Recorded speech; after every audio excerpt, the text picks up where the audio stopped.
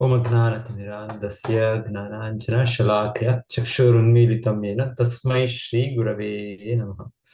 नमो विष्णुपादाय कृष्णपृष्ठाय भूतले श्रीमते भक्तिवेदान्तस्वामीति नामिने नमस्ते सारस्वते देवे गौरवाणी प्रचारिणे निर्विशेषा शून्यवादी पाश्चात्यदेशधारिणे जय श्री कृष्ण चैतन्य प्रभु नित्यानंद श्री अद्वैत गदाधर श्रीवासादि गौर भक्त वृंद। हरे कृष्णा कृष्ण कृष्ण हरे हरे, हरे राम राम राम हरे हरे. ಸೊ ಈ ಭಕ್ತಿ ವೈಭವ ಕ್ಲಾಸ್ 3ನೇ ಯೂನಿಟ್ 4ನೇ ಪಾಠ. ಇವತ್ತು ರಾಣಿ ಕೃಂತಿಯ ಪ್ರಾರ್ಥನೆಗಳು ಶೇಷ ಭಾಗ, ಲಾಸ್ಟ್ ಪಾರ್ಟ್. ಯುಧಿಷ್ಠಿರನ ನಿರಾಶೆ, ಭೀಷ್ಮರ ಸೂಚನೆಗಳು. ಸೊ ಇವತ್ತಿನ ವಿಷಯ. ಸೊ ನಾವು ಹೋದ ಕ್ಲಾಸ್ ಕೇಳಿ ಅದರ ಮುಖ್ಯ ಅಂಶಗಳು ನೋಡಿದ್ ನಾವು. ಅಕಿಂಚನ ಗೋಚರಂ ಅರ್ಥವನ್ನು ಅದರ ಡೀಟೇಲ್ ಡಿಸ್ಕಷನ್ ಮಾಡಿದ್ವಿ. ಅಕಿಂಚನ ಮನಸ್ಥಿತಿಯನ್ನು ಅಭಿವೃದ್ಧಿಪಡಿಸಲು ತರಿಸಿದ ವಿಧಾನಗಳು. ಸೊ 8:26 ಅನ್ನು ಉಲ್ಲೇಖಿಸಿ ಪವಿತ್ರವನ್ನು ಉಚ್ಚರಿಸುವ ಗುಣಮಟ್ಟವನ್ನು ಸುಧಾರಿಸಲು ಚರ್ಚಿಸಿದ ವಿಧಾನಗಳು. ಯಶೋದೆಯ ಭಕ್ತಿಯ ಮನೋಭಾವವನ್ನು ನೆನಪಿಸಿಕೊಂಡು ಕುಂತಿಯ ದಿಗ್ಭ್ರಮೆಯನ್ನು ವಿವರಿಸಿದರು. ಆದರ್ಶ ಕಾರ್ಯನಿರ್ವಾಹಕರಾದ ಪಾಂಡವರ ಉದಾಹರಣೆಯನ್ನು ಪ್ರತಿಬಿಂಬಿಸುತ್ತದೆ. ಓಕೆ. ಆಮೇಲೆ ಶ್ರೀಲ ಪ್ರಭುಪಾದ ಹೇಳಿದಂತೆ ನ್ಯಾಚುರಲ್ ಗಿಫ್ಟ್ಸ್, ನೈಸರ್ಗಿಕ ಕೊಡುಗೆಗಳನ್ನ ಪಡ್ಕೊಂಡು ನಿಜವಾದ ಸಮೃದ್ಧಿ, ಮಾನವ ಸಮೃದ್ಧಿ. ಸೊ ಇವತ್ತು 41ನೇ ಶ್ಲೋಕದಿಂದ ಅಥ ವಿಶ್ವೇಶ ವಿಶ್ವಾತ್ಮನ್, ನನ್ನ ಹಿಂದೆ ಹೇಳಿ. ಅಥ ವಿಶ್ವೇಶ ವಿಶ್ವಾತ್ಮನ್ ಅಥ ವಿಶ್ವೇಶ ವಿಶ್ವಾತ್ಮನ್ ವಿಶ್ವಮೂರ್ತೆ ಸ್ವಕೇಶು ಮೇ ವಿಶ್ವಮೂರ್ತೆ ಸ್ವಕೇಶು ಮೇ ಸ್ನೇಹ ಪಾಶಂ ಇಮಂ ಚಿಂದಿ ಸ್ನೇಹ ಪಾಶಂ ಇಮಂ ಚಿಂತಿ ದೃಢಂ ಪಾಂಡುಷು ವೃಷ್ಣಿ. ದೃಢಂ ಪಾಂಡುಷು ವೃಷ್ಣಿಷು. ಅರ್ಥ ಇದೆ. ಓ ವಿಶ್ವಪ್ರಭುವೇ, ವಿಶ್ವಾತ್ಮನೇ, ವಿಶ್ವಮೂರ್ತಿಯೇ, ದಯವಿಟ್ಟು ನನ್ನ ರಕ್ತ ಸಂಬಂಧಿಗಳಾದ ಪಾಂಡವರು ಮತ್ತು ವೃಷ್ಣಿಗಳೊಂದಿಗಿನ ನನ್ನ ಪ್ರೀತಿಯ ಬಂಧನವನ್ನು ಕಡಿದುಬಿಡು. ಒಂದು ನಿಮಿಷ.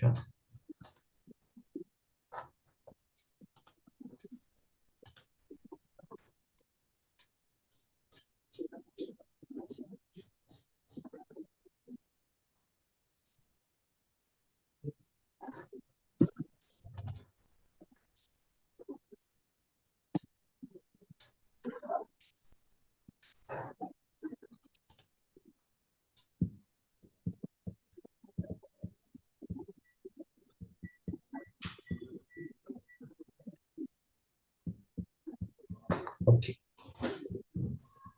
ಸೊ ನಾವಿಷ್ಟರು ಕೇಳ್ತಾ ಇದ್ದು ಕುಂತಿದೇವಿಯವರು ಈ ತರ ಭಗವಂತನು, ಕೃಷ್ಣನು ಈಗ ತಮ್ಮ ಹತ್ತಿರನೇ ಇರ್ಬೇಕು. ಯಾಕಂದ್ರೆ ಅವರು ಕೃಷ್ಣನ ಶುದ್ಧ ಭಕ್ತರಿಗೆ ಕೃಷ್ಣನ ಬಿಟ್ಟು ಯಾರು ಗೊತ್ತಿಲ್ಲ. ಸೊ ಕೃಷ್ಣನೇ ನಿಜವಾದ ರಕ್ಷಕ, ನಿಜವಾದ ಪಾಲಕ. ಸೊ ಕುಂತಿದೇವಿ ಕೃಷ್ಣ ಈಗ ದ್ವಾರಕೆಗೆ ಹಿಂದಿರುಗ್ತಾ ಇದ್ದಾರೆ, ಇನ್ನ ಇರಬೇಕು ಅಂತ. ಸೊ ಹಾಗೆ ಕುಂತಿದೇವಿ ಯೋಚನೆ ಮಾಡ್ತಾ ಇರೋದು,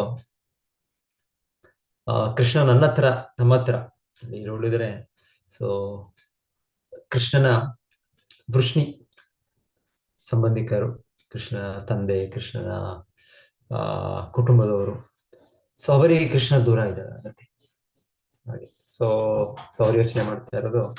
ಆಮೇಲೆ ಕುಂತಿದೇವಿ ಎರಡು ಕುಟುಂಬಕ್ಕೂ ಸೇರಿದವರು, ವೃಷ್ಣಿ ಕುಟುಂಬಕ್ಕೂ ಸೇರಿದವರು, ಮತ್ತೆ ಪಾಂಡವ ಭರತವಂಶಕ್ಕೂ ಸೇರಿದವರು. ಸೊ ಕುಂತಿದೇವಿ ಹೇಳ್ತಾ ಇರೋದು ಎರಡು ಕೂಡ ಒಂದು ತಮ್ಮ ತಾಯಿಯ ಮನೆ, ಇನ್ನೊಂದು ಇವರ ಗಂಡನ ಮನೆಯಿಂದ ಸಂಬಂಧ. ಸೊ ಎರಡು ಕಡೆ ಸಂಬಂಧ ಇದೆ, ಎರಡು ಕಡೆನೂ ಅವ್ರಿಗೆ ಇದಿದೆ, ಬಾಂಧವ್ಯ ಇದೆ. ಸೊ ಈಗ ಒಬ್ಬರಿಗೆ ಅದು ಇದು ಮಾಡಿದ್ರೆ ಇನ್ನೊಬ್ಬರಿಗೆ ಇದಾಗುತ್ತೆ, ಅಲ್ಲಿ ಇದು ಮಾಡಿ ಇಲ್ಲಿ ಇದಾಗುತ್ತೆ. ಸೊ ಅವರು ಅದಕ್ಕೆ ಕೃಷ್ಣ ಕೇಳ್ತಾ ಇರೋದು, ಎಷ್ಟಾದ್ರೂ ಇದು ಅವರು ಯೋಚನೆ ಮಾಡ್ತಾ ಇರೋದು, ಇದು ದೇಹದ ಸಂಬಂಧ. ಆಕ್ಚುಲಿ ಇದು ಆ ರೀತಿಯ ಸಂಬಂಧ ಅಲ್ಲ. ಕುಂತಿದೇವಿಗೆ ಆ ರೀತಿಯ ಸಂಬಂಧನೂ ಇದೆ, ಅದ್ರ ಜೊತೆಗೆ ಇವರೆಲ್ಲರೂ ಶುದ್ಧ ಭಕ್ತರು. ಈ ಕಡೆ ಆದ್ರೂ ಆಗ್ಬೋದು, ಆ ಕಡೆ ಆದ್ರೂ ಆಗ್ಬೋದು. ಪಾಂಡವರ ಕಡೆ ಇರುವ ತಮ್ಮ ಮಕ್ಕಳು ಪಾಂಡವರಾಗ್ಬೋದು, ಇಲ್ಲ ಆ ಕಡೆ ವೃಷ್ಣಿ ವಂಶದವರಾಗ್ಬೋದು, ಎಲ್ಲರೂ ಕೂಡ ಕೃಷ್ಣ ಶುದ್ಧ ಭಕ್ತರು. ಹಾಗಾಗಿ ಅವ್ರಿಗೆ ಅಷ್ಟು ಕೃಷ್ಣನ ಆತ್ಮೀಯ ಇದು ಸಂಬಂಧ ಸಿಕ್ಕಿರೋದು ಈ ತರ ಕೃಷ್ಣನ ಲೀಲೆಯಲ್ಲಿ. ಸೊ ಆದರೂ ಅವರು ಒಂದು ನಮಗೆ ಒಂದು ಕಲಿಸ್ಲಿಕ್ಕೂ ಕೂಡ ಒಂದು ರೀತಿಯಲ್ಲಿ ಈ ತರ ದೇಹದ ಸಂಬಂಧ ತೊರಿಬೇಕು ನಾವು. ಆದ್ರೆ ವೈಯಕ್ತಿಕವಾಗಿ ಅವರು ಹೇಳ್ತಾ ಇರೋದು, ಬೇಡ, ನನಗೆ ನಿನ್ನ ಮೇಲೆ ಆಕರ್ಷಣೆ. ನೆಕ್ಸ್ಟ್ ಶ್ಲೋಕದಲ್ಲಿ ಸೊ ಎರಡು ಕಡೆನೂ ಇದು ತೊರೆದು ಬಿಡು, ಈ ಒಂದು ಆಕರ್ಷಣೆ ತೊರೆದು ಬಿಡು.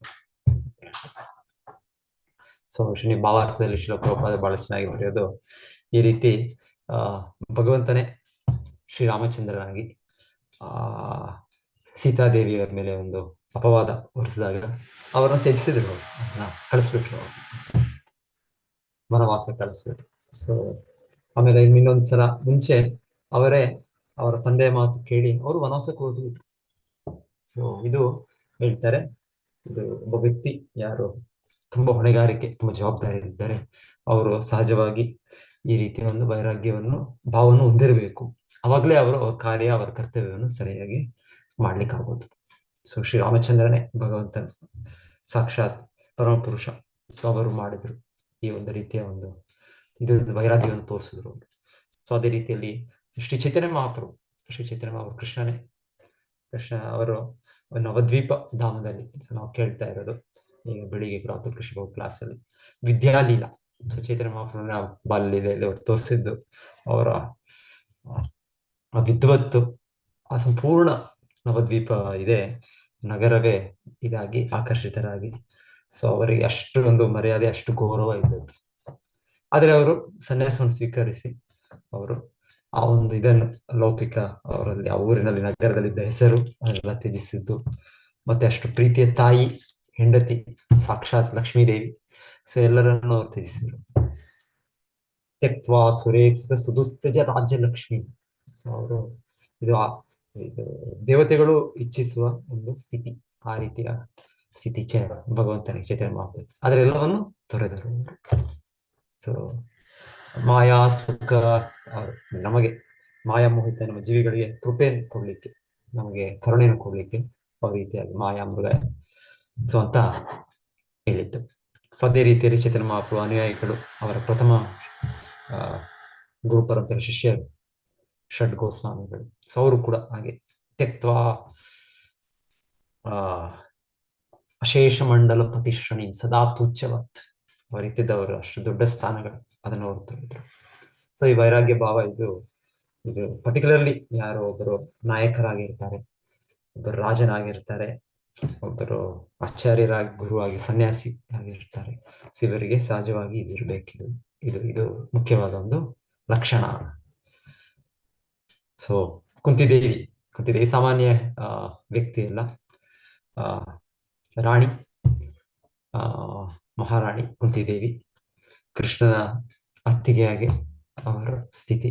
ಸೊ ಆದರೂ ಅವರು ಕೂಡ ಇದರ ಪ್ರಾರ್ಥನೆ ಮಾಡ್ತಾರೆ ಕೃಷ್ಣನಿಗೆ, ನನಗೆ ಎರಡು ಕಡೆನೂ ನನಗೆ ದೇಹ ಸಂಬಂಧ, ನನಗಿರೋ ಒಂದು ಚರ್ಮ, ಸ್ಕಿನ್, ಇದರಿಂದ ಇರೋ ಸಂಬಂಧವನ್ನು ತೊರೆದು ಹಾಕು ಅಂತ ಅವರೊಂದು ಅಸಹಾಯ ಸ್ಥಿತಿಯಲ್ಲಿ ಆ ರೀತಿಯಲ್ಲಿ ಕೃಷ್ಣನಿಗೆ ಮನವಿ.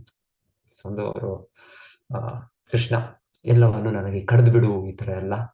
ಸೊ ನೆಕ್ಸ್ಟ್ ಅಷ್ಟೇ ಕಡ್ದು ಬಿಡೋದಂತ ಅಷ್ಟೇ ಅಲ್ಲ, ಇದರ ನಂತರ ಓಕೆ, ಡಿಟ್ಯಾಚ್ಮೆಂಟ್, ಭೌತಿಕದಿಂದ ನಾವು ವಿರಕ್ತಿ. ಸೊ ಇದು ವಿರಕ್ತಿಯಿಂದ ಮಾತ್ರ ಇರ್ಲಿಕ್ಕೆ ಆಗಲ್ಲ, ಎಲ್ಲೋ ಒಂದ್ ಕಡೆ ನಮಗೆ ಅಟ್ಯಾಚ್ಮೆಂಟ್ ಇರಬೇಕು. ಸೊ ಅದು ನೆಕ್ಸ್ಟ್ ಶ್ಲೋಕ ಓದಿ, ನನ್ನೊಟ್ಟಿಗೆ ಓದಿ. ತ್ವಯಿ ಮೇ ಅನನ್ಯ ವಿಷಯ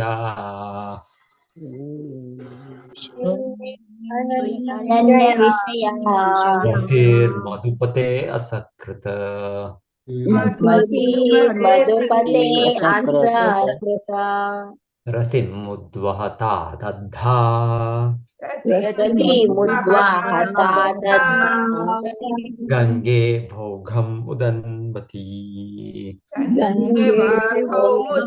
ಮುದನ್ವತಿ.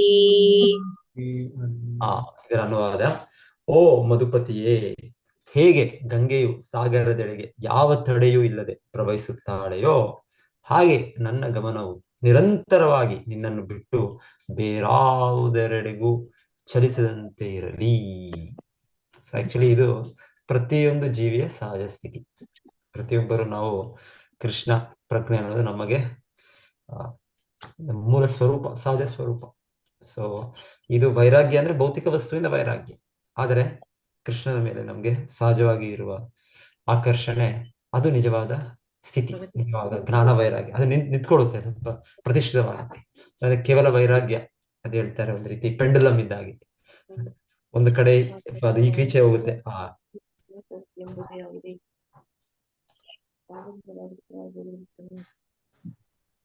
ಸೊ ಪೆಂಡುಲಮ್ ನಾವು ನೋಡ್ತೀವಿ, ಹಿಂದೆ ವಾಲ್ ಕ್ಲಾಕ್ ಇರ್ತಾ ಇತ್ತು, ಈ ಕಡೆಯಿಂದ ಆ ಕಡೆ ಹೋಗುತ್ತೆ. ಸೊ ಒಂದು ಕಡೆ ಈ ಕಡೆ ಫುಲ್ ಕೊನೆಗೆ ಹೋಗ್ಬಿಡುತ್ತೆ, ಅದು ನಿಲ್ಲೋದಿಲ್ಲ, ಅದು ಮತ್ತೆ ತಿರ ಈಚೆಗೆ ಬರುತ್ತೆ, ಈ ಎಂಡ್. ಸೊ ಹಾಗೆ ನಮ್ಮ ಜೀವನ ಭೌತಿಕ ಜಗತ್ತಿನಲ್ಲಿ ಅಂದ್ರೆ ಭೋಗ ತ್ಯಾಗ, ಭೋಗ ತ್ಯಾಗ. ಒಮ್ಮೊಮ್ಮೆ ಭೌತಿಕ ವಸ್ತುಗಳೆಲ್ಲ ಇಂದ್ರಿಯ ಸುಖದಲ್ಲಿ ನಾವು ತನ್ಮಯವಾದಾಗ ಬೇಸರ ಆಗುತ್ತೆ, ಸಾಕಾಗತ್ತೆ, ಅಯ್ಯೋ ಇದಿಷ್ಟೇನಾ, ಸಾಕು, ಇನ್ನ ಇದರಿಂದ ನನಗೆ ಇದರಿಂದ ಮುಕ್ತಿ ಬೇಕು ನನಗೆ ಅಂತ ಎಲ್ಲವನ್ನು ಬಿಟ್ಬೇಡ ಅನ್ಸುತ್ತೆ. ಮತ್ತೆ ವೈರಾಗ್ಯ, ಮತ್ತೆ ನಾವು ಮತ್ತೆ ಇಲ್ಲಿಗೆ ಬರ್ತೀವಿ, ಯಾವುದೋ ಒಂದು ಆಹಾರ ತಿನಿಸು ಚೆನ್ನಾಗಿ ಅದು ತಿನ್ನೋಣ ಅಂತ ಎಂಜಾಯ್ ಮಾಡ್ತೀವಿ. ಆಮೇಲೆ ತುಂಬಾ ತಿಂದ್ಮೇಲೆ ಅದರಿಂದ ನಮ್ಗೆ ಇನ್ನೇನೋ ಅನಾರೋಗ್ಯ ಆಗುತ್ತೆ, ಇನ್ನೇನೋ ಒಂದು ಇದಾಗುತ್ತೆ, ನಮ್ಗೆ ಆಮೇಲೆ ಬೇಡ, ತಿನ್ಬಾರ್ದು ಇದನ್ನು ಅಂತ ಬಿಟ್ಬಿಡ್ತೀವಿ. ಸ್ವಲ್ಪ ಸಮಯ ವೈರಾಗ್ಯ, ಮತ್ತೆ ಸ್ವಲ್ಪ ಸಮಯ ನಮ್ಗೆ ಅದು ಭೌತಿಕ ಇಂದ್ರಿಯ ವಸ್ತು ಮತ್ತೆ ಆಕರ್ಷಿಸಿ ಮತ್ತೆ ನಮ್ಗೆ. ಸೊ ನಮ್ಮ ಜೀವನ ಇದೆ ಇಂದ್ರಿಯ ವಸ್ತುಗಳ ಇದ್ರಲ್ಲಿ ನಾವು ಸಿಲುಕಿ ಬಿದ್ದು ಭೋಗತ್ಯ. ಆದ್ರೆ ಇದಲ್ಲ ನಿಜವಾಗ್ಲೂ. ಇದು ನಿಜವಾಗ್ಲೂ ಅಂದ್ರೆ ಭೌತಿಕೆಯಿಂದ ನಮ್ಗೆ ವಿರಕ್ತಿ ಬರ್ಬೇಕು ಅಂದ್ರೆ ಕೃಷ್ಣ ಮೇಲೆ ಇರೋ ನಮ್ಮ ಆಕರ್ಷಣೆ ಜಾಗೃತ ಮಾಡಬೇಕು. ಅಲ್ಲಿ ನಾವು ಸ್ಥಿತಪ್ರಜ್ಞ ಅಲ್ಲಿ ನಿಂತ್ಕೊಳ್ಬೋದು, ಇಲ್ಲಾಂದ್ರೆ ಅದು ಸಾಧ್ಯ ಇಲ್ಲ. ಸೊ ಕುಂತಿ ದೇವಿ ಸರಿಯಾಗಿ ಅವ್ರನ್ನ ಕೃಷ್ಣನ ಕೇಳ್ತಾ ಇರೋ ರೀತಿ, ನನಗೆ ನಿನ್ನ ಮೇಲೆ ಆಕರ್ಷಣೆ ಇದೆ, ಆದರೂ ಅವರು ಇನ್ನ ನನಗೆ ಇನ್ನ ಮೇಲೆ, ಹೇಗೆ ಗಂಗಾ ನದಿಯವರು ಉದಾಹರಣೆ ಕೊಡ್ತಾರೆ. ಗಂಗಾ ನದಿ ತುಂಬಾ ಬಿರುಸಾಗಿ, ಮಾಯಾಪುರ ಹೋದಾಗ ನೋಡ್ತೀವಿ ನಾವು, ಗಂಗಾ ನದಿ ಅಷ್ಟು ಸುಂದರವಾಗಿ, ಅಷ್ಟು ವೇಗವಾಗಿ ಅವರು ಪ್ರವಾಹವಾಗಿ ಅಲ್ಲಿ ಚಲಿಸ್ತಾ ಇರ್ತಾರೆ. ಕಲ್ಕತ್ತಾ, ಇನ್ನ ಮುಂದೆ ಕಲ್ಕತ್ತಾ ಹೋಗ್ತಾ ಅಲ್ಲಿ ಸುಂದರ್ ಬನ್ಸ್ ಎಲ್ಲ ಹೇಳ್ತಾರೆ, ಅಲ್ಲೆಲ್ಲ ತುಂಬಾ ಫಲವತ್ತಾದ ಪ್ರದೇಶ ಹೇಳ್ತಾರೆ. ಸೊ ಅಲ್ಲಿ ಸಮುದ್ರಕ್ಕೆ ಹೋಗುತ್ತೆ ಗಂಗಾ ನದಿ, ಅಷ್ಟು ತೀವ್ರವಾಗಿ ಅಷ್ಟು ಸೇರ್ಕೊಡುತ್ತೆ. ಸೊ ಹಾಗೆ ನನ್ನ ಮನಸ್ಸು ಕೂಡ ಕೃಷ್ಣ ನಿನ್ನ ಮೇಲೆ ಸದಾ ಅಷ್ಟು, ನಿನ್ನ ಮೇಲೆ ಅನನ್ಯ ವಿಷಯ, ತ್ವಯಿಮೆ ಅನನ್ಯ ವಿಷಯ, ಯಾವ ಇನ್ನೊಂದು ವಿಷಯವಿಲ್ಲದೆ, ಇನ್ನೊಂದು ಚಿಂತೆ ಇಲ್ಲದೆ, ಅನ್ಯಾಭಿಲಾಷಿತ ಶೂನ್ಯಂ ಜ್ಞಾನ ಕರ್ಮಾದಿನಾವೃತಂ ಆನುಕೂಲ್ಯೇನ ಕೃಷ್ಣಾನುಶೀಲನಂ ಭಕ್ತಿರುತ್ತಮ. ಸೊ ಅನ್ಯಾಭಿಲಾಷಿತ, ಸೊ ಈ ಇಚ್ಛೆ ಆಕಾಂಕ್ಷೆ ಅನ್ನೋದು ನಾವು ಬಿಡ್ಲಿಕ್ಕೆ ಆಗೋದಿಲ್ಲ. ಇದು ನಮ್ಮ ಸಹಜ ಜೀವದ ಲಕ್ಷಣ ಇದು. ಸೊ ಕೆಲವು ಆಧ್ಯಾತ್ಮಿಕವಾದಿಗಳು ಹೇಳೋದು ಎಲ್ಲ ಇಚ್ಛೆಗಳನ್ನು ಬಿಟ್ಬಿಡಿ ಅಂತ. ಇಲ್ಲ, ಆಗೋದಿಲ್ಲ. ನಾನು ಏನೊಂದು ಕಲ್ಲು ಅಲ್ಲ, ನಾನೊಂದು ಬಂಡೆ ಅಲ್ಲ, ಇನ್ನೊಂದು ಜಡವಸ್ತು, ನಾನು ಒಂದು ಆಧ್ಯಾತ್ಮಿಕ ಕಿಡಿ, ಆಧ್ಯಾತ್ಮಿಕ ಜೀವಿ ನಾನು. ಸೊ ಆಗಿರೋದ್ರಿಂದ ನನ್ನಲ್ಲಿ ಸಹಜವಾಗಿ ಒಂದು ಅಪೇಕ್ಷೆ, ಇಚ್ಛೆ ಅನ್ನೋದು ಇದೆ. ಆದ್ರೆ ಇವತ್ತು ಅದು ನನಗೆ ತಪ್ಪು ದಾರಿಯಲ್ಲಿ ಭೌತಿಕ ವಸ್ತುಗಳ ಮೇಲೆ, ಇಂದ್ರಿಯ ವಸ್ತುಗಳ ಮೇಲೆ ಇದೆ. ಆದರೆ ಸಹಜವಾಗಿ ಇದು ಇಲ್ಲಿಂದ, ಇದರ ಒಂದು ಒಲವಿನಿಂದ ಕೃಷ್ಣ ಸೇವೆಗೆ ಅದು ಹೋಗ್ಬೇಕು. ಈಗ ತ್ವಯಿಮೆ ಅನನ್ಯ ವಿಷಯ, ಬೇಡದೆ ಇರೋದೆಲ್ಲ ಇಚ್ಛೆಗಳು ಬಿಟ್ಟು ನಿನ್ನ ಮೇಲೆ ನಿನ್ನ ಭಕ್ತಿ ಸೇವೆಯಲ್ಲೊಂದೇ ನನಗೆ ತೊಡಗಿಸು ಕೃಷ್ಣ ಅಂತ ಮಹಾರಾಣಿ ಕುಂತಿ ದೇವಿಯರ ಪ್ರಾರ್ಥನೆ.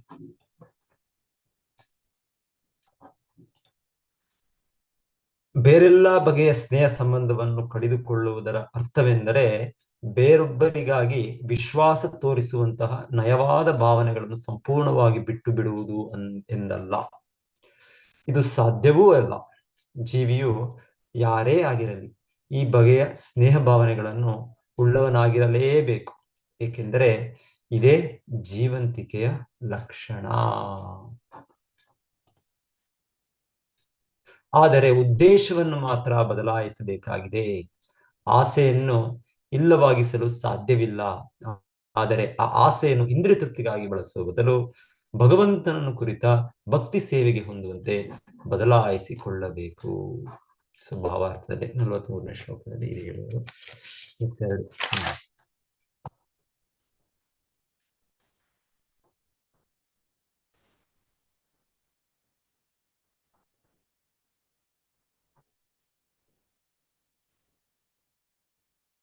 ಓ ನನ್ನ ಪ್ರಭುವೇ, ಎಲ್ಲ ಕರ್ತವ್ಯಗಳನ್ನು ನೀನೇ ನಿರ್ವಹಿಸಿರುವೆ.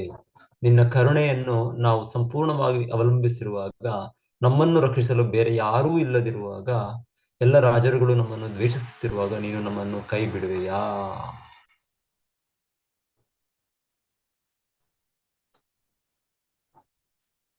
ಓಕೆ. ಸೊ ಆಕ್ಚುಲಿ ಇಲ್ಲಿ ಹೇಳ್ತಾ ಇರೋದು ಕುಂತಿಯ ಪ್ರಾರ್ಥನೆ. ಈ ಪ್ರಾರ್ಥನೆ ಅವರ ಇಚ್ಛೆ ಏನು ಅಂದ್ರೆ ಕೃಷ್ಣನು ಅವರೊಟ್ಟಿಗೆ ಇನ್ನ ಇರಬೇಕು ಅಂತ. ಮಹಾಭಾರತ ಯುದ್ಧ ಆಗಿದೆ. ಸೊ ಕೃಷ್ಣನು ಆಯ್ತು ನಾನು ಹೋಗ್ತೇನೆ ನಮ್ಮ ದ್ವಾರಕೆಗೆ ಅಂತ. ಆದ್ರೆ ಹೇಗೋ ಕೃಷ್ಣನ ಕನ್ವಿನ್ಸ್ ಮಾಡಬೇಕು ಅಂತ ಮಹಾರಾಣಿ ಕುಂತಿದೇವಿಯರ ಇಚ್ಛೆ. ಸೊ ಹಾಗೆ ಅವ್ರ ಪ್ರಾರ್ಥನೆಗಳು ಅಂತ ಹೇಳಿ ಹೇಳ್ತಾ ಇದ್ದಾರೆ. ಆದ್ದರಿಂದ ಕುಂತಿದೇವಿಯು ಅಂತಹ ಅಗಲಿಕೆಯನ್ನು ಸಿಡಿಲಿನಂತೆ ಭಾವಿಸಿದಳು. ರಾಣಿ ಕುಂತಿದೇವಿಯ ಸರ್ವ ಪ್ರಾರ್ಥನೆಯು ಭಗವಾನ್ ಕೃಷ್ಣನು ಸದಾ ತಮ್ಮೊಂದಿಗೆ ಇರುವಂತೆ ಮನವೊಲಿಸುವ ಪ್ರಯತ್ನವಾಗಿತ್ತು. ಭಗವಂತನ ಮಹಿಮೆಯನ್ನು ವರ್ಣಿಸಲು ಎಷ್ಟು ಆಯ್ದ ಶಬ್ದಗಳನ್ನು ಬಳಸಿದರೂ ಸಾಲದು. ತನ್ನ ಬೆಳೆಯುವ ಮಗು ತೊದಲು ಮಾತುಗಳನ್ನು ಆಡುವುದನ್ನು ನೋಡಿ ತಂದೆ ಹೇಗೆ ಸಂತೋಷ ಪಡುತ್ತಾನೋ ಹಾಗೆ ಭಗವಂತನು ತನ್ನ ಭಕ್ತರ ಅಂತಹ ಪ್ರಾರ್ಥನೆಯಿಂದ ತೃಪ್ತಿ ಹೊಂದುತ್ತಾನೆ. ಸೊ ಕೃಷ್ಣ ಮಹಾರಾಣಿ ಕುಂತಿದು ಪ್ರಾರ್ಥನೆಗಳು ಎಷ್ಟು ಅದನ್ನ ಒಂದೊಂದನ್ನು ನಾವು ನೆನ್ಪಿಟ್ಕೊಂಡ್ರೆ, ಅದನ್ನ ಕಂಠಪಾಠ ಮಾಡಿದ್ರೆ ಎಷ್ಟು ಚೆನ್ನಾಗಿದೆ ಅದು ಕೇಳಲಿಕ್ಕೆ. ಕೃಷ್ಣ ಇದು ಕೇಳಿದ ಮೇಲೆ ಕೃಷ್ಣ ಹೇಳ್ತಾರೆ, ಕೃಷ್ಣ ಒಂದು ಸ್ಮೈಲ್ ಕೊಟ್ಟಿದೆ ಅಷ್ಟೇ, ಬಾಡಮ್ ಹೇಳ್ತಾರೆ ಕೃಷ್ಣ. ಎಸ್, ಅಕ್ಸೆಪ್ಟೆಡ್, ಸ್ವೀಕಾರ ಆಯ್ತು. ಸೊ ಅಷ್ಟೇ ಕೃಷ್ಣನ ಅದರಿಂದ ಕೃಷ್ಣನ ಆ ಪ್ರಾರ್ಥನೆಯನ್ನು ಸ್ವೀಕರಿಸಿದ್ದು. ಮತ್ತೆ ಎಸ್, ಹಾಗೆ ಹೇಳಿ ಉದಾಹರಣೆಯಲ್ಲಿ ಹೇಳ್ತಾ ಇರೋದು ಹೇಗೆ ಪರಮಪುರುಷ ಭಗವಂತನು ಸರ್ವಶಕ್ತ, ಎಲ್ಲ ಗುಣಗಳು ಭಗವಂತನಲ್ಲಿರೋದು. ಸೊ ನಾವು ಕೃಷ್ಣ ಭಗವಂತನ ಏನು ನಾವು ಸಂತೃಪ್ತಿ ಮಾಡಕ್ಕಾಗುತ್ತೆ ನಮ್ಮ ಒಂದು ಪ್ರಾರ್ಥನೆಗಳಿಂದ. ಕುಂತಿದೇವಿ ತುಂಬಾ ಒಳ್ಳೆ ಪ್ರಾರ್ಥನೆ, ಇದು ಉತ್ತಮ ಶ್ಲೋಕ ಕೃಷ್ಣನಿಗೆ ಹೇಳೋದು. ಸೊ ಆದರೂ ಇದು ಹೇಳೋದು ಇದು ಹೇಗೆ ಅಂದ್ರೆ ಇದು ಒಂದು ರೀತಿಯ ಒಂದು ಮಗು ಒಂದು ತೊದಲು ಮಾತಿನಲ್ಲಿ ಮಾತಾಡೋ ರೀತಿಯಲ್ಲಿ. ಆದರೂ ಮಗು ಆ ರೀತಿ ಪಾಪ ಮಾ ಮಾ ಮಾ ಅದು ಅರ್ಧ ಭಾಷೆಯಲ್ಲಿ ಹೇಳೋದು ಕೂಡ ತಾಯಿಗೆ ತಂದೆಗೆ ತುಂಬಾ ಸಂತೋಷ ಆಗುತ್ತೆ. ಸೊ ಅದೇ ರೀತಿಯಲ್ಲಿ ಕೃಷ್ಣನಿಗೆ ನಾವು ಈ ರೀತಿ ಪ್ರಾರ್ಥನೆ ಮಾಡೋದ್ರಿಂದ ಕೃಷ್ಣನು ಸ್ವೀಕಾರ ಮಾಡ್ತಾನೆ. ಸೊ ನಾವು ಪ್ರಾರ್ಥನೆ ಮಾಡ್ಬೇಕು ಕೃಷ್ಣನಿಗೆ. ಈ ದೊಡ್ಡ ದೊಡ್ಡ ಭಕ್ತರು ಯಾರ್ಯಾರು ಪ್ರಾರ್ಥನೆಗಳನ್ನು ಅರ್ಪಿಸಿದ್ದಾರೆ ಅದನ್ನು ನಾವು ಕಲಿತು ನಾವು ಅದನ್ನೇ ರಿಪೀಟ್ ಮಾಡ್ಬೇಕು. ನಾವು ಭಜನೆ ಕೀರ್ತನೆ ಮಾಡ್ತೇವೆ ಅಂದ್ರೆ ನಾವೇನು ಹೊಸದಾಗಿ ಅದನ್ನ ಸೃಷ್ಟಿ ಮಾಡೋ ಅಗತ್ಯ ಇಲ್ಲ. ದೊಡ್ಡ ದೊಡ್ಡ ಭಕ್ತರು ಆಚಾರ್ಯರು ಅವರು ಬರೆದ ಪ್ರಾರ್ಥನೆಗಳಿಗೆ ಅದನ್ನ ರಿಪೀಟ್ ಮಾಡ್ತೀವಿ ಅಷ್ಟೇ. ಅದನ್ನೇ ಕಲ್ತ್ಕೊಂಡು ನಾವು ಅದನ್ನೇ ಹೇಳ್ತೀವಿ. ಸೊ ಇದರಿಂದ ಕೃಷ್ಣನ್ ಕೂಡ ಹೌದು, ಕೃಷ್ಣನಿಗೆ ಸಂತೋಷ ಆಗುತ್ತೆ. ತಂದೆಗೆ ಹೇಗೆ ಮಕ್ಕಳ ಇದರಿಂದ ಸಂತೋಷ ಆಗುತ್ತೆ, ಹಾಗೆ ಕೃಷ್ಣ ನಮ್ಮ ತಂದೆ, ಮಾತಾ ಪಿತಾ ದಾತಾ ಪಿತಾಮಹ ಅಂತ ಗೀತೆಯಲ್ಲಿ 9ನೇ ಅಧ್ಯಾಯ ನಾವು ಓದ್ತಾ ಇವತ್ತು ಹೇಳ್ತಾ ಇದ್ದಾರೆ ಕೃಷ್ಣ. ನಾನೇ ಅಹಂ ಈ ಮಾತಾ, ನಾನೇ ತಂದೆ, ನಾನೇ ತಾಯಿ, ನಾನೇ ಪಿತಾಮಹ, ನಾನೇ ಸೃಷ್ಟಿಕರ್ತ, ಆಧಾರ, ಎಲ್ಲವೂ ನಾನು, ಕೃಷ್ಣನೇ ಎಲ್ಲವೂ. ಸೊ ನಮ್ಮ ಈ ಪ್ರಾರ್ಥನೆ ನಾವು ಮಾಡುವ ಭಕ್ತಿಯ ಒಂದು ಅಂಗದಿಂದ ಕೃಷ್ಣನಿಗೆ ಸಂತೋಷ ಆಗುತ್ತೆ. ಸೊ ನಂತರ ಹೇಳ್ತಾರೆ, ಇಷ್ಟೆಲ್ಲ ಆದರೂ ಕೃಷ್ಣನು ನಾನು ಹೋಗ್ತೇನೆ ದ್ವಾರಕೆಗೆ ಅಂತ ಕೃಷ್ಣ ನಿರ್ಧಾರ ಮಾಡಿದ್ಮೇಲೆ ಯಾರು ನಿಲ್ಸಕ್ಕಾಗಲ್ಲ. ಸೊ ಕೃಷ್ಣ ಹೋಗ್ತಾ ಇದ್ದಾರೆ. ಅದ್ರ ಹೇಳ್ತಾರೆ ಕೊನೆಗೆ ಯುಧಿಷ್ಠಿರ್ ಮಹಾರಾಜರು ಒಂದು ಸಿಂಪಲ್ ರಿಕ್ವೆಸ್ಟ್, ಅವರ ಒಂದು ಚಿಕ್ಕ ಮನವಿ ಅಷ್ಟೇ. ಏನು, ಕೃಷ್ಣ ನೀನು ಇನ್ನೊಂದು ಸ್ವಲ್ಪ ದಿವಸ ಇರ್ಬೇಕು. ಸೊ ದೊಡ್ಡ ಮನವಿ ಅಲ್ಲ, ಸಿಂಪಲ್ ರಿಕ್ವೆಸ್ಟ್ ಅಷ್ಟೇ, ಸರಳ ಒಂದು ರಿಕ್ವೆಸ್ಟ್. ಮನೆಗೆ. ಸೊ ಅಷ್ಟಕ್ಕೆ ಹೇಳ್ತಾರೆ ಎಷ್ಟು ಆತ್ಮೀಯ ಸಂಬಂಧ ಯುಧಿಷ್ಠಿರ ಮಹಾರಾಜನಿಗೆ ಕೃಷ್ಣನಿಗೆ ಅಂದ್ರೆ, ಕುಂತಿದೇವಿ ಇಷ್ಟು ಪ್ರಾರ್ಥನೆ ಮಾಡಿದ್ರು, ಕೃಷ್ಣ ಒಪ್ಲಿಲ್ಲ, ಕೃಷ್ಣನು ಇಲ್ಲ, ತನ್ನ ನಿರ್ಧಾರವನ್ನು ಬದಲಾಯಿಸಲಿಲ್ಲ. ಆದ್ರೆ ಯುಧಿಷ್ಠಿರ ಮಹಾರಾಜರು ಅವರು ಒಂದು ಮಾತು ಹೇಳಿದ್ದು, ಇನ್ನ ಸ್ವಲ್ಪ ದಿವಸ ನೀವಿರ್ಬೋದಲ್ಲ. ಕೃಷ್ಣ ಹೇಳ್ತಾರೆ ಆಯ್ತು ಅಂತ. ಇನ್ ಸ್ವಲ್ಪ ದಿವಸ ಅಲ್ಲಿ ಅವರ ಅರಮನೆಯಲ್ಲಿ ಹಸ್ತಿನಾಪುರದಲ್ಲಿ ಉಳ್ಕೊಂಡ್ರು ಕೃಷ್ಣ. ಸೊ ಆದ್ರೂ ಹೇಳ್ತಾರೆ ಕೃಷ್ಣ ಇಚ್ಛೆಯಿಂದ ಇನ್ನೇನೋ ಇವಾಗ ಮುಂದೆ ಒಂದು ದೊಡ್ಡ ಸಂಗತಿ ಆಗ್ಬೇಕು. ಕೃಷ್ಣ ಏನ್ ಮಾಡಿದ್ದು, ಯುಧಿಷ್ಠಿರನಿಗೆ ಮನಸ್ಸಿನಲ್ಲಿ ಒಂದು ಇದಿಲ್ಲ, ಏನೊಂದು ಉತ್ಸಾಹ ಇಲ್ಲ, ಒಂದು ತಳಮಳ ಮನಸ್ಸು.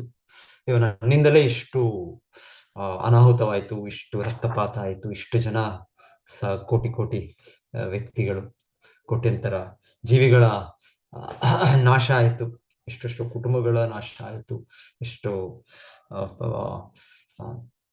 ಇದಕ್ಕೆಲ್ಲ ಕಾರಣ ನಾನೇ, ನನ್ನನ್ನು ಅಧಿಕಾರಕ್ಕೆ ತರಿಸ್ಲಿಕ್ಕೆ, ನನ್ನ ಹಿಂದಿಸ್ಕೋಕೆ ಇದೆಲ್ಲ ಆಯ್ತಲ್ಲ ಅಂತ ಈ ರೀತಿ ಯುಧಿಷ್ಠಿರ ಮಹಾರಾಜನ ಮನಸ್ಥಿತಿ.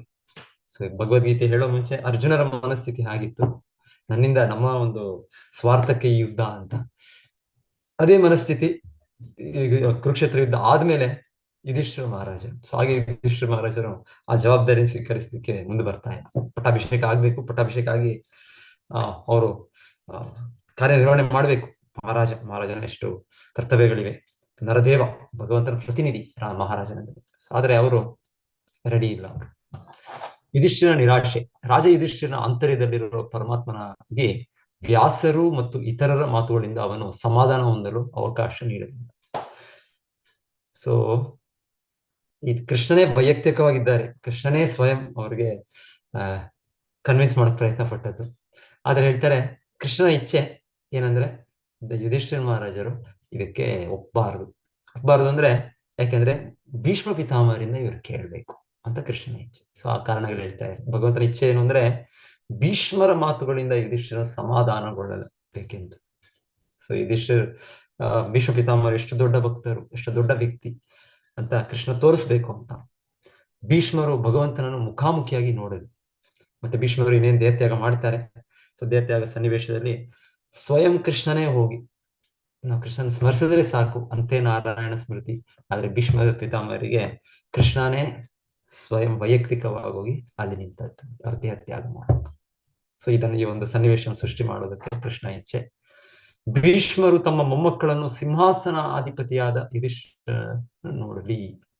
ಸೊ ಯಾಕಂದ್ರೆ ಯಾವಾಗಲೂ ಭೀಷ್ಮ ಪಿತಾಮಹರು ನೋಡಿದ್ದು ನಮ್ಮ ಮೊಮ್ಮಕ್ಕಳು ಅಷ್ಟು ಕಷ್ಟಗಳನ್ನು ಅನುಭವಿಸಿದ್ದಾರೆ, ಅವರು ಧರ್ಮಪುತ್ರರು, ಆದರೂ ಕೂಡ ಅವರಿಗೆ ಎಷ್ಟು ಅನ್ಯಾಯ, ಎಷ್ಟು ಕಷ್ಟಗಳು ಅವರಿಗೆ ಬಂದದ್ದು. ಸೊ ಹೇಳ್ತಾರೆ ಅವ್ರು ಯಾವಾಗ್ಲೂ ಹಿಂದೆ ದೇಹ ಬಿಟ್ಬಿಡ್ತಾ ಇದ್ರು, ಅವ್ರಿಗೆ ಇಚ್ಛಾ ಮೃತ್ಯು ಶಕ್ತಿ ಇತ್ತು, ಅವ್ರು ಯಾವಾಗ್ಲೂ ಅವರು ಬಿಟ್ಬಿಡ್ತಾ ಇದ್ರು, ದೇಹ ತ್ಯಾಗ ಮಾಡಿ ಅವರು ಭಗವದ್ಧಾಮಕ್ಕೆ ಹೋಗ್ಬೇಕಿತ್ತು. ಆದರೂ ಅವರು ಇಲ್ಲಿ ನಡೆದ ಒಂದು ರಾಜಕೀಯ ಇದೆಲ್ಲ ನೋಡ್ತಾ ಅವ್ರಿಗೆ ಇಷ್ಟ ಇಲ್ಲ ಈ ರೀತಿ ಇವ್ರಿಗೆ ಅನ್ಯಾಯ ಆಗ್ಬೇಕು, ಈ ರೀತಿ ಮೋಸ ಆಗ್ಬೇಕು, ವಂಚನೆ ಆಗ್ಬೇಕು ಅಂತ.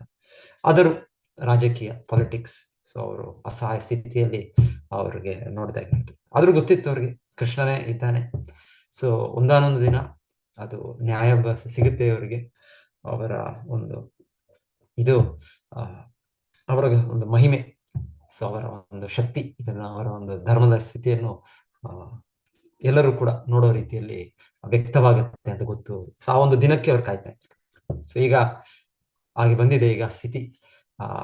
ಮಹಾಭಾರತ ಯುದ್ಧ ನಂತರ ಎಲ್ಲ ಅಧರ್ಮ ಕಡೆ ಇರೋ ದುರ್ಯೋಧನ ಇವರೆಲ್ಲರೂ ಕೂಡ ನಾಶ ಆದರು. ಮತ್ತೆ ಮಹಾರಾಜ ಯುಧಿಷ್ಠಿರರು ಈಗ ಮಹಾರಾಜರಾಗಿ ಮತ್ತೆ ಕಾರ್ಯನಿರ್ವಹಣೆ ಮಾಡಕ್ಕೆ. ಸೊ ಇದು ಇಂತ ನೋಡ್ಬೇಕು, ಈ ದಿನ ನೋಡ್ಬೇಕು ಅಂತ ಭೀಷ್ಮ ಪಿತಾಮಹರು ಇಚ್ಛಿಸಿರೋದ್ರಿಂದ ಕೃಷ್ಣ ಅವ್ರನ್ನ ಮತ್ತೆ ಅಲ್ಲಿ ಹೋಗೋಣ, ಅವ್ರ ಹತ್ರ ಅದು ಅವ್ರು ನೋಡ್ಲಿ, ಅವ್ರ ಕರ್ಕೊಂಡು ಹೋಗ್ತಾರೆ. ಸೊ ಈ ಸನ್ನಿವೇಶ ಸೃಷ್ಟಿ ಮಾಡೋದಕ್ಕೆ ಕೃಷ್ಣ ಈ ರೀತಿ ಯುಧಿಷ್ಠಿರ ಮಹಾರಾಜರಿಗೆ ಅವ್ರಿಗೆ ಒಪ್ಲಿಲ್ಲ. ಅವ್ರಿಗೆ ನನ್ನಿಂದಲೇ ಆಗಿದ್ದು, ನನಗೆ ಬೇಡ, ಇದು ನನಗೆ ರಾಜ್ಯ ಬೇಡ, ನನಗೆ ಅವ್ರಿಗೆ ಅಷ್ಟು ವ್ಯತೆ ಪಡೋದು ನಾವು ನೋಡ್ತೇವೆ. ನಾವು ಎಷ್ಟು ವ್ಯತೆ ಪಡ್ತಾರೆ ಇರ್ತಾರೆ. ಎಷ್ಟೆಷ್ಟು ಯಜ್ಞಗಳು, ಧಾರ್ಮಿಕ ಕಾರ್ಯಗಳು, ಅಶ್ವಮೇಧ ಯಜ್ಞ ಇದೆಲ್ಲ ಮಾಡೋದ್ರಿಂದ ಎಲ್ಲ ಪಾಪಗಳು ನಾಶ ಆಗುತ್ತೆ. ಸೊ ಅವ್ರು ಹೇಳ್ತಾರೆ ಇಲ್ಲ, ಈ ಪಾಪಗಳು ನಾಶ ಆಗೋದಿಲ್ಲ. ಇದು ಪಾಪಗಳು ನಾಶ ಆಗ್ಬೇಕು ಅಂದ್ರೆ, ನಾಶ ಆಗೋದು ಇದೇಗೆ ಅಂದ್ರೆ ಒಂದು ಹೆಂಡದ ಪಾತ್ರೆಯನ್ನು ಹೆಂಡದಿಂದ ಸ್ವಚ್ಛ ಮಾಡೋ ರೀತಿ ಅದೆಲ್ಲ ಹೇಳ್ತಾರೆ. ಇಲ್ಲ ಒಂದು ಮಣ್ಣಿನ ಪಾತ್ರೆಯನ್ನು ಮಣ್ಣಿನ ನೀರಿನಿಂದ ಸ್ವಚ್ಛ ಮಾಡೋದು. ಸೊ ಈ ರೀತಿ ಆಗೋದಿಲ್ಲ. ಒಂದು ಅಧರ್ಮದ ಚಟುವಟಿಕೆ ಪಾಪವನ್ನು ಇನ್ನೊಂದು ಈ ತರ ಯಜ್ಞ ಕಾರ್ಯ ಮಾಡಕ್ಕಾಗೋದಿಲ್ಲ. ಸೊ ಈ ರೀತಿ ಎಲ್ಲ ಅವರು ಹೇಳ್ತಾ ಅವರು ರೆಸ್ಪಾನ್ಸಿಬಿಲಿಟಿ ತಗೊಳ್ತಾರೆ. ಅವರು ನನ್ನಿಂದಲೇ ಆಗಿದ್ದು, ನಾನೇ ಇದಕ್ಕೆ ಕಾರಣ ಅಂತ ಅವರು ಸ್ವೀಕಾರ ಮಾಡ್ತಾರೆ. ಸೊ ಹೇಳ್ತಾರೆ ಹಾಗೆ ಯುಧಿಷ್ಠಿರ ಮಹಾರಾಜಲ್ಲಿರೋದವರು ಪರಮಾತ್ಮ ಕೃಷ್ಣನ ಇನ್ನೊಂದು ವಿಸ್ತರಣೆ, ಸ್ವಾಂಶ, ಇನ್ನೊಂದು ಅಭಿವ್ಯಕ್ತಿ. ಸೊ ಹಾಗೆ ಪರಮಾತ್ಮನ ರೂಪದಲ್ಲಿ ಅವರ ಹೃದಯದಲ್ಲಿರುವ ಪರಮಾತ್ಮನ ರೂಪದಲ್ಲಿ ಯುಧಿಷ್ಠಿರ ಮಹಾರಾಜರ ಹೃದಯದಲ್ಲಿರುವ ಪರಮಾತ್ಮನ ರೂಪದಲ್ಲಿ ಭಗವಂತನು ಕೃಷ್ಣನೇ ಉಪದೇಶಿಸಿದಾಗ ಕೂಡ ಅವ್ರು ಕನ್ವಿನ್ಸ್ ಆಗ್ಲಿಲ್ಲ. ಯಾಕಂದ್ರೆ ನಮಗೆ ಕೊಡೋದು ಒಂದು ಕನ್ವಿನ್ಸ್ ಆಗ್ಬೇಕು, ಒಂದು ಇದು ವಿಶ್ವಾಸ ಬರ್ಬೇಕು, ಇದು ಬರ್ಬೇಕು ಅಂದ್ರೆ ಪರಮಾತ್ಮನ ನಮಗೆ ಮಾಡಿಸ್ಬೇಕು. ಅವನೇ ಸಾಕ್ಷಿ, ಅವನೇ ವಿಟ್ನೆಸ್ ಅಂಡ್ ಸ್ಯಾಂಕ್ಷನರ್. ಸೊ ಹಾಗೆ ಯುಧಿಷ್ಠಿರ ಮಹಾರಾಜನ ಹೃದಯದಲ್ಲಿ ಕೃಷ್ಣ ಪರಮಾತ್ಮ ಕೃಷ್ಣ ಇಚ್ಛೆಯಿಂದ ಅವ್ರು ಕೃಷ್ಣನೇ ಹೇಳ್ತಾ ಇದ್ರು, ಅವರು ಒಪ್ತಾ ಇಲ್ಲ. ಇದು ಅದಕ್ಕೆ ಅದ್ಭುತ ಅಂತ ಇಲ್ಲಿ ಹೇಳ್ತಾರೆ. ಅದ್ಭುತ, ತುಂಬಾ ಅದ್ಭುತವಾದ ಇದು. ಕೃಷ್ಣ ಪರಮಾತ್ಮ ಸ್ವರೂಪದಲ್ಲಿರುವ ಹೃದಯದಲ್ಲಿರುವ ಯುಧಿಷ್ಠಿರ ಹೃದಯದಲ್ಲಿ ಅವರು ಅದ್ಭುತವಾಗಿ ಅವರು ಕೆಲಸ ಮಾಡಿದ್ರು ಅಂತ. ಜ್ಞಾನದಲ್ಲಿ ಭೀಷ್ಮರನ್ನು ಮೀರಿಸುವವರಿಲ್ಲವೆಂಬುದು ಜಗತ್ತಿಗೆ ತಿಳಿಯಬೇಕೆಂಬುದು. ಸೊ ಕೃಷ್ಣ ಇನ್ನೊಂದು ಇಚ್ಛೆ. ಅಲ್ಲಿ ಇಂಥದ್ದಂತ ದೊಡ್ಡ ಋಷಿಮುನಿಗಳಿದ್ದಾರೆ, ವೇದವ್ಯಾಸರಿದ್ದಾರೆ, ನಾರದರಿದ್ದಾರೆ, ಎಲ್ಲರೂ ಬರ್ತಾರೆ. ಆದ್ರೆ ಎಲ್ಲರ ಮುಂದೆನೂ ಯುಧಿಷ್ಠಿರ ಮಹಾರಾಜ ಕನ್ವಿನ್ಸ್ ಮಾಡಿದ್ದು ಭೀಷ್ಮ ಪಿತಾಮಹ. ಸೊ ಹಾಗೆ ಭೀಷ್ಮ ಪಿತಾಮಹದ ಮಾತು ಎಲ್ಲರೂ ಕೂಡ ಕೇಳ್ತಾರೆ.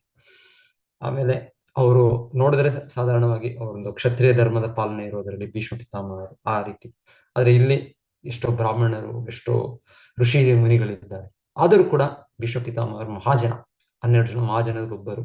ಸೊ ಅವರ ಒಂದು ಇದನ್ನು, ಅವರ ಒಂದು ಸ್ಥಾನವನ್ನು ಕೃಷ್ಣನು ಜನರಿಗೆ ತೋರಿಸ್ಬೇಕು, ಎಷ್ಟು ದೊಡ್ಡ ಭಕ್ತರು ಅಂತ. ಸೊ ಆ ರೀತಿಯಲ್ಲಿ ಕೃಷ್ಣ ಮಾಡಿದ ಅರೇಂಜ್ಮೆಂಟ್, ವ್ಯವಸ್ಥೆ ಇಲ್ಲ ಅಂತ ನಮ್ಗೆ ತಿಳಿಸ್ಕೊಡ್ತಾರೆ. ಸೊ ಯುಧಿಷ್ಠಿರ ನಿರಾಶೆ. ಸೊ ಯುಧಿಷ್ಠಿರ ಹಾಗಾಗಿ ಅವನು ಹಾಗೆ ಯೋಚಿಸುತ್ತಿದ್ದನು. ಆದರೆ ಅವನು ಕಾಣೆಯಾಗಿದ್ದ ನಿಜವಾದ ಅಂಶವೆಂದರೆ ಅವನು ಏನು ಮಾಡಿದರೂ ಅದು ಕೃಷ್ಣನ ಸೂಚನೆ ಮೇರೆಗೆ ಮಾಡಲಾಗಿದೆ. ಆದ್ದರಿಂದ ಸಾಮಾನ್ಯ ಪುರುಷರಿಗೆ ಇದು ದೊಡ್ಡ ಪಾಪವಾಗಿದೆ. ಇಂದ್ರಿಯ ತೃಪ್ತಿಗಾಗಿ ನಾವು ಅನೇಕ ವ್ಯಕ್ತಿಗಳನ್ನು ಕೊಂದರೆ ನಾವು ಹೊಣೆಗಾರರಾಗುತ್ತೇವೆ. ಆದರೆ ಇಲ್ಲಿಯವರೆಗೆ ಪಾಂಡವರು ತಮ್ಮ ಇಂದ್ರಿಯ ತೃಪ್ತಿಗಾಗಿ ಇದನ್ನು ಮಾಡಿಲ್ಲ, ಅವರು ಅದನ್ನು ಕೃಷ್ಣನಿಗಾಗಿ ಮಾಡಿದರು. ಆದ್ದರಿಂದ ಅವರು ಏನು ಮಾಡಿದ್ದರೂ ಅದು ಸರಿಯಾಗಿದೆ. ಶ್ರೀಲ ಪ್ರಭುಪಾದರು ಮಾಯಾಪುರ ಅಕ್ಟೋಬರ್ 29, 1974 ಈ ಶ್ಲೋಕ 49ನೇ ಶ್ಲೋಕ ಮೇಲೆ ಕೊಟ್ಟ ಪ್ರವಚನ. ಸೊ ಹೌದು. ಸೊ ಕಾರಣ ಉದ್ದೇಶ ಮುಖ್ಯ. ಸೊ ಕಾರಣ ಉದ್ದೇಶ ಯಾವತ್ತು ವೈಯಕ್ತಿಕ ಉದ್ದೇಶ ಅಲ್ಲ ಪಾಂಡವರದ್ದು.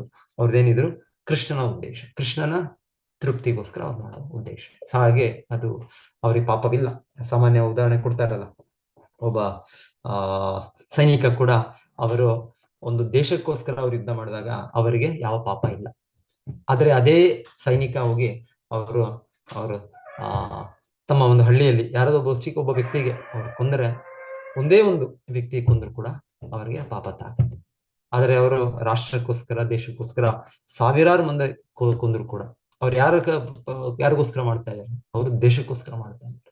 ಸೊ ಇಲ್ಲಿ ಅವರು ಸ್ವಾರ್ಥಕ್ಕೋಸ್ಕರ ಮಾಡ್ತಾ ಇದ್ದಾರೆ. ಯಾರೋ ಅವರ ನೆರೆಹೊರೆಯವರು, ಅವ್ರ ಯಾರೋ ಸಂಬಂಧಿಕರು ಅವರೊಟ್ಟಿಗೆ ಒಂದು ಜಗಳ ಮಾಡ್ಕೊಂಡು ಅವ್ರನ್ನ ಒಂದೇ ಒಂದು ವ್ಯಕ್ತಿ ಕೊಂದ್ರು ಕೂಡ ಅವರಿಗೆ ಶಿಕ್ಷೆ ಇದೆ.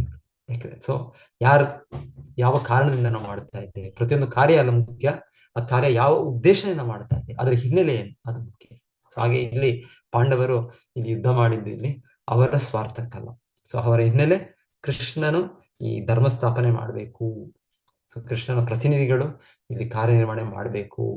ಸೊ ಆ ಧರ್ಮ ಸ್ಥಾಪನೆಗೋಸ್ಕರ ಅವರು ಮಾಡಿದ್ದು. ಹಾಗಾಗಿ ಅವರಿಗೆ ಇದರಲ್ಲಿ ಅವರದ್ದು ಏನೋ ಒಂದು ದೋಷ ಇಲ್ಲ. ಸೊ ನಂತರ ಕರ್ಕೊಂಡು ಹೋಗ್ತಾರೆ ಕೃಷ್ಣ ಎಲ್ಲ ಋಷಿಮುನಿಗಳು ಸೇರಿಸ್ಕೊಂಡು. ಯಾಕಂದ್ರೆ ಯುಧಿಷ್ಠಿರ ಮಹಾರಾಜರು ಕನ್ವಿನ್ಸ್ ಆಗ್ತಾ ಇಲ್ಲ ಇಲ್ಲಿ. ಮತ್ತೆ ಅಟ್ಲೀಸ್ಟ್ ಭೀಷ್ಮ ಪಿತಾಮಹ ಬೇರೆ ಅಲ್ಲಿ ಅವರು ದೇಹತ್ಯಾಗ ಮಾಡಕ್ಕೆ ಅವರು ಕಾಯ್ತಾ ಇದ್ದಾರೆ, ವೆಯ್ಟ್ ಮಾಡ್ತಾ ಇದ್ದಾರೆ. ಸೊ ಕೃಷ್ಣ ಕರ್ಕೊಂಡು ಹೋಗ್ತಾರೆ. ಸೊ ಈ ಅಧ್ಯಾಯದಲ್ಲಿ ಇನ್ನು ಜಾಸ್ತಿ ಕವರ್ ಮಾಡ್ತಾ ಇಲ್ಲ ಈ ಪ್ರೆಸೆಂಟೇಶನ್. ಈ ಅಧ್ಯಾಯದ್ದು ಜಾಸ್ತಿ ಹೆಚ್ಚಾಗಿ ಈ ಯೂನಿಟ್ ಅಲ್ಲಿ ಕುಂತಿದೇವಿಯರ ಪ್ರಾರ್ಥನೆ ಕವರ್ ಮಾಡಿದ್ದೇವೆ. 3 ಪಾಠಗಳು ಕೂಡ ಕುಂತಿದೇವಿಯರ ಪ್ರಾರ್ಥನೆಗಳೇ ಬರುತ್ತೆ ಹೆಚ್ಚಾಗಿ.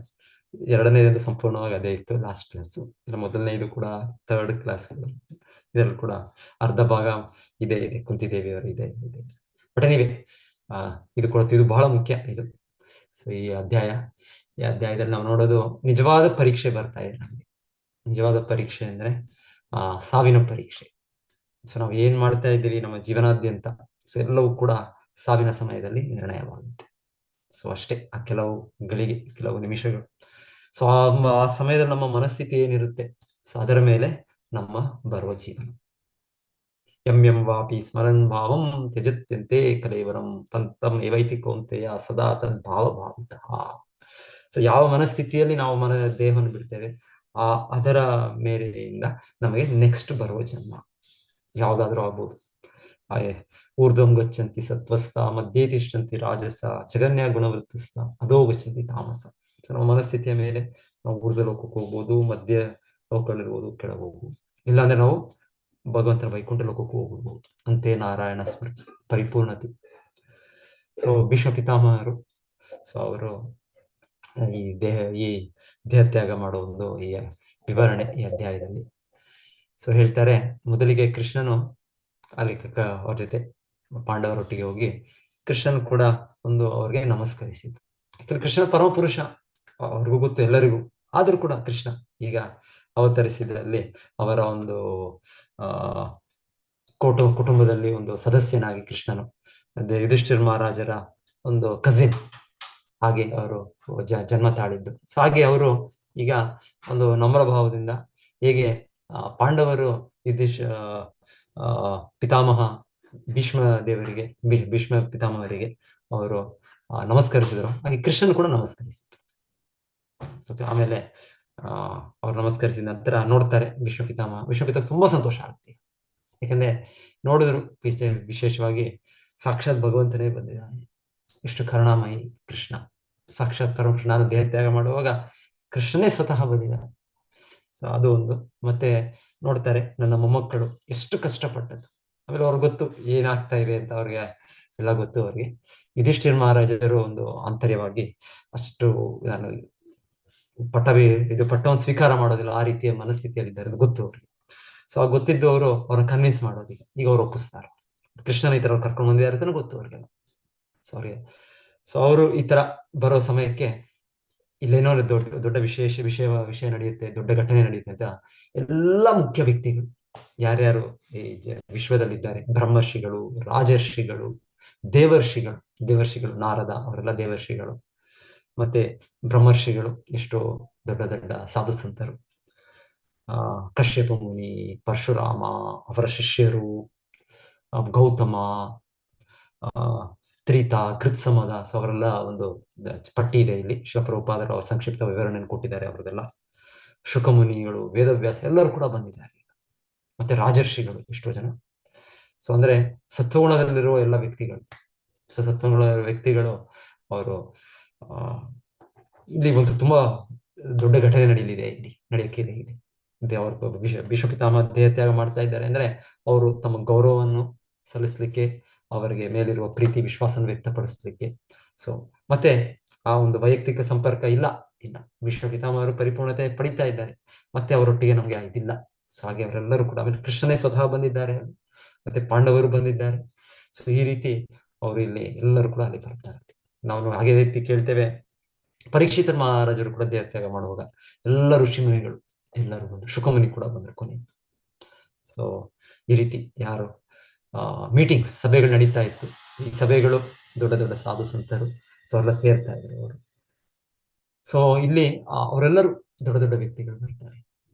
ಸೊ ಬಂದು ಆಗ ಯುಧಿಷ್ಠಿರ ಮಹಾರಾಜರು ನೋಡಿ ಹೇಗೆ ನೋಡ್ತಾರೆ ಅಂದ್ರೆ, ಕುಬೇರನ ಸಂಗಡಿಗರ ಜೊತೆ ನೋಡ್ದಾಗೆ ಅಂತ ಹೇಳ್ತಾರೆ. ಯಾರು ನೋಡಿದ್ದು? ಭೀಷ್ಮ ಪಿತಾಮಹ. ಅಂದ್ರೆ ಅಷ್ಟೊಂದು ಶ್ರೀಮಂತಿಕೆ ಬಂದದ್ದು. ಈಗ ಮಹಾರಾಜರು ಅಂದ್ರೆ ಅವರ ವೇಷಭೂಷಣ, ಅವರ ಆಭರಣಗಳು, ಅವರ ದೊಡ್ಡ ಪಟ್ಟ, ಇದು ಕ್ರೌನ್ ಎಲ್ಲ ಇರುತ್ತೆ ಎಲ್ಲ. ಸೊ ಕುಬೇರ ಅಂದ್ರೆ ಎಲ್ಲ ದೇವತೆಗಳಲ್ಲಿ ಶ್ರೀಮಂತನಾದ, ಯಾಕಂದ್ರೆ ಅವರೇ ಕೋಶಾಧಿಕಾರಿ. ಸೊ ಹಾಗಾಗಿ ಅವರು ಅಷ್ಟು ಶ್ರೀಮಂತಿಕೆಯಲ್ಲಿ ಇರ್ತಾರೆ. ಅವರ ಗುಹ್ಯಕರು ಅಂತ ಅವರ ಸಂಗಡಿಗರು.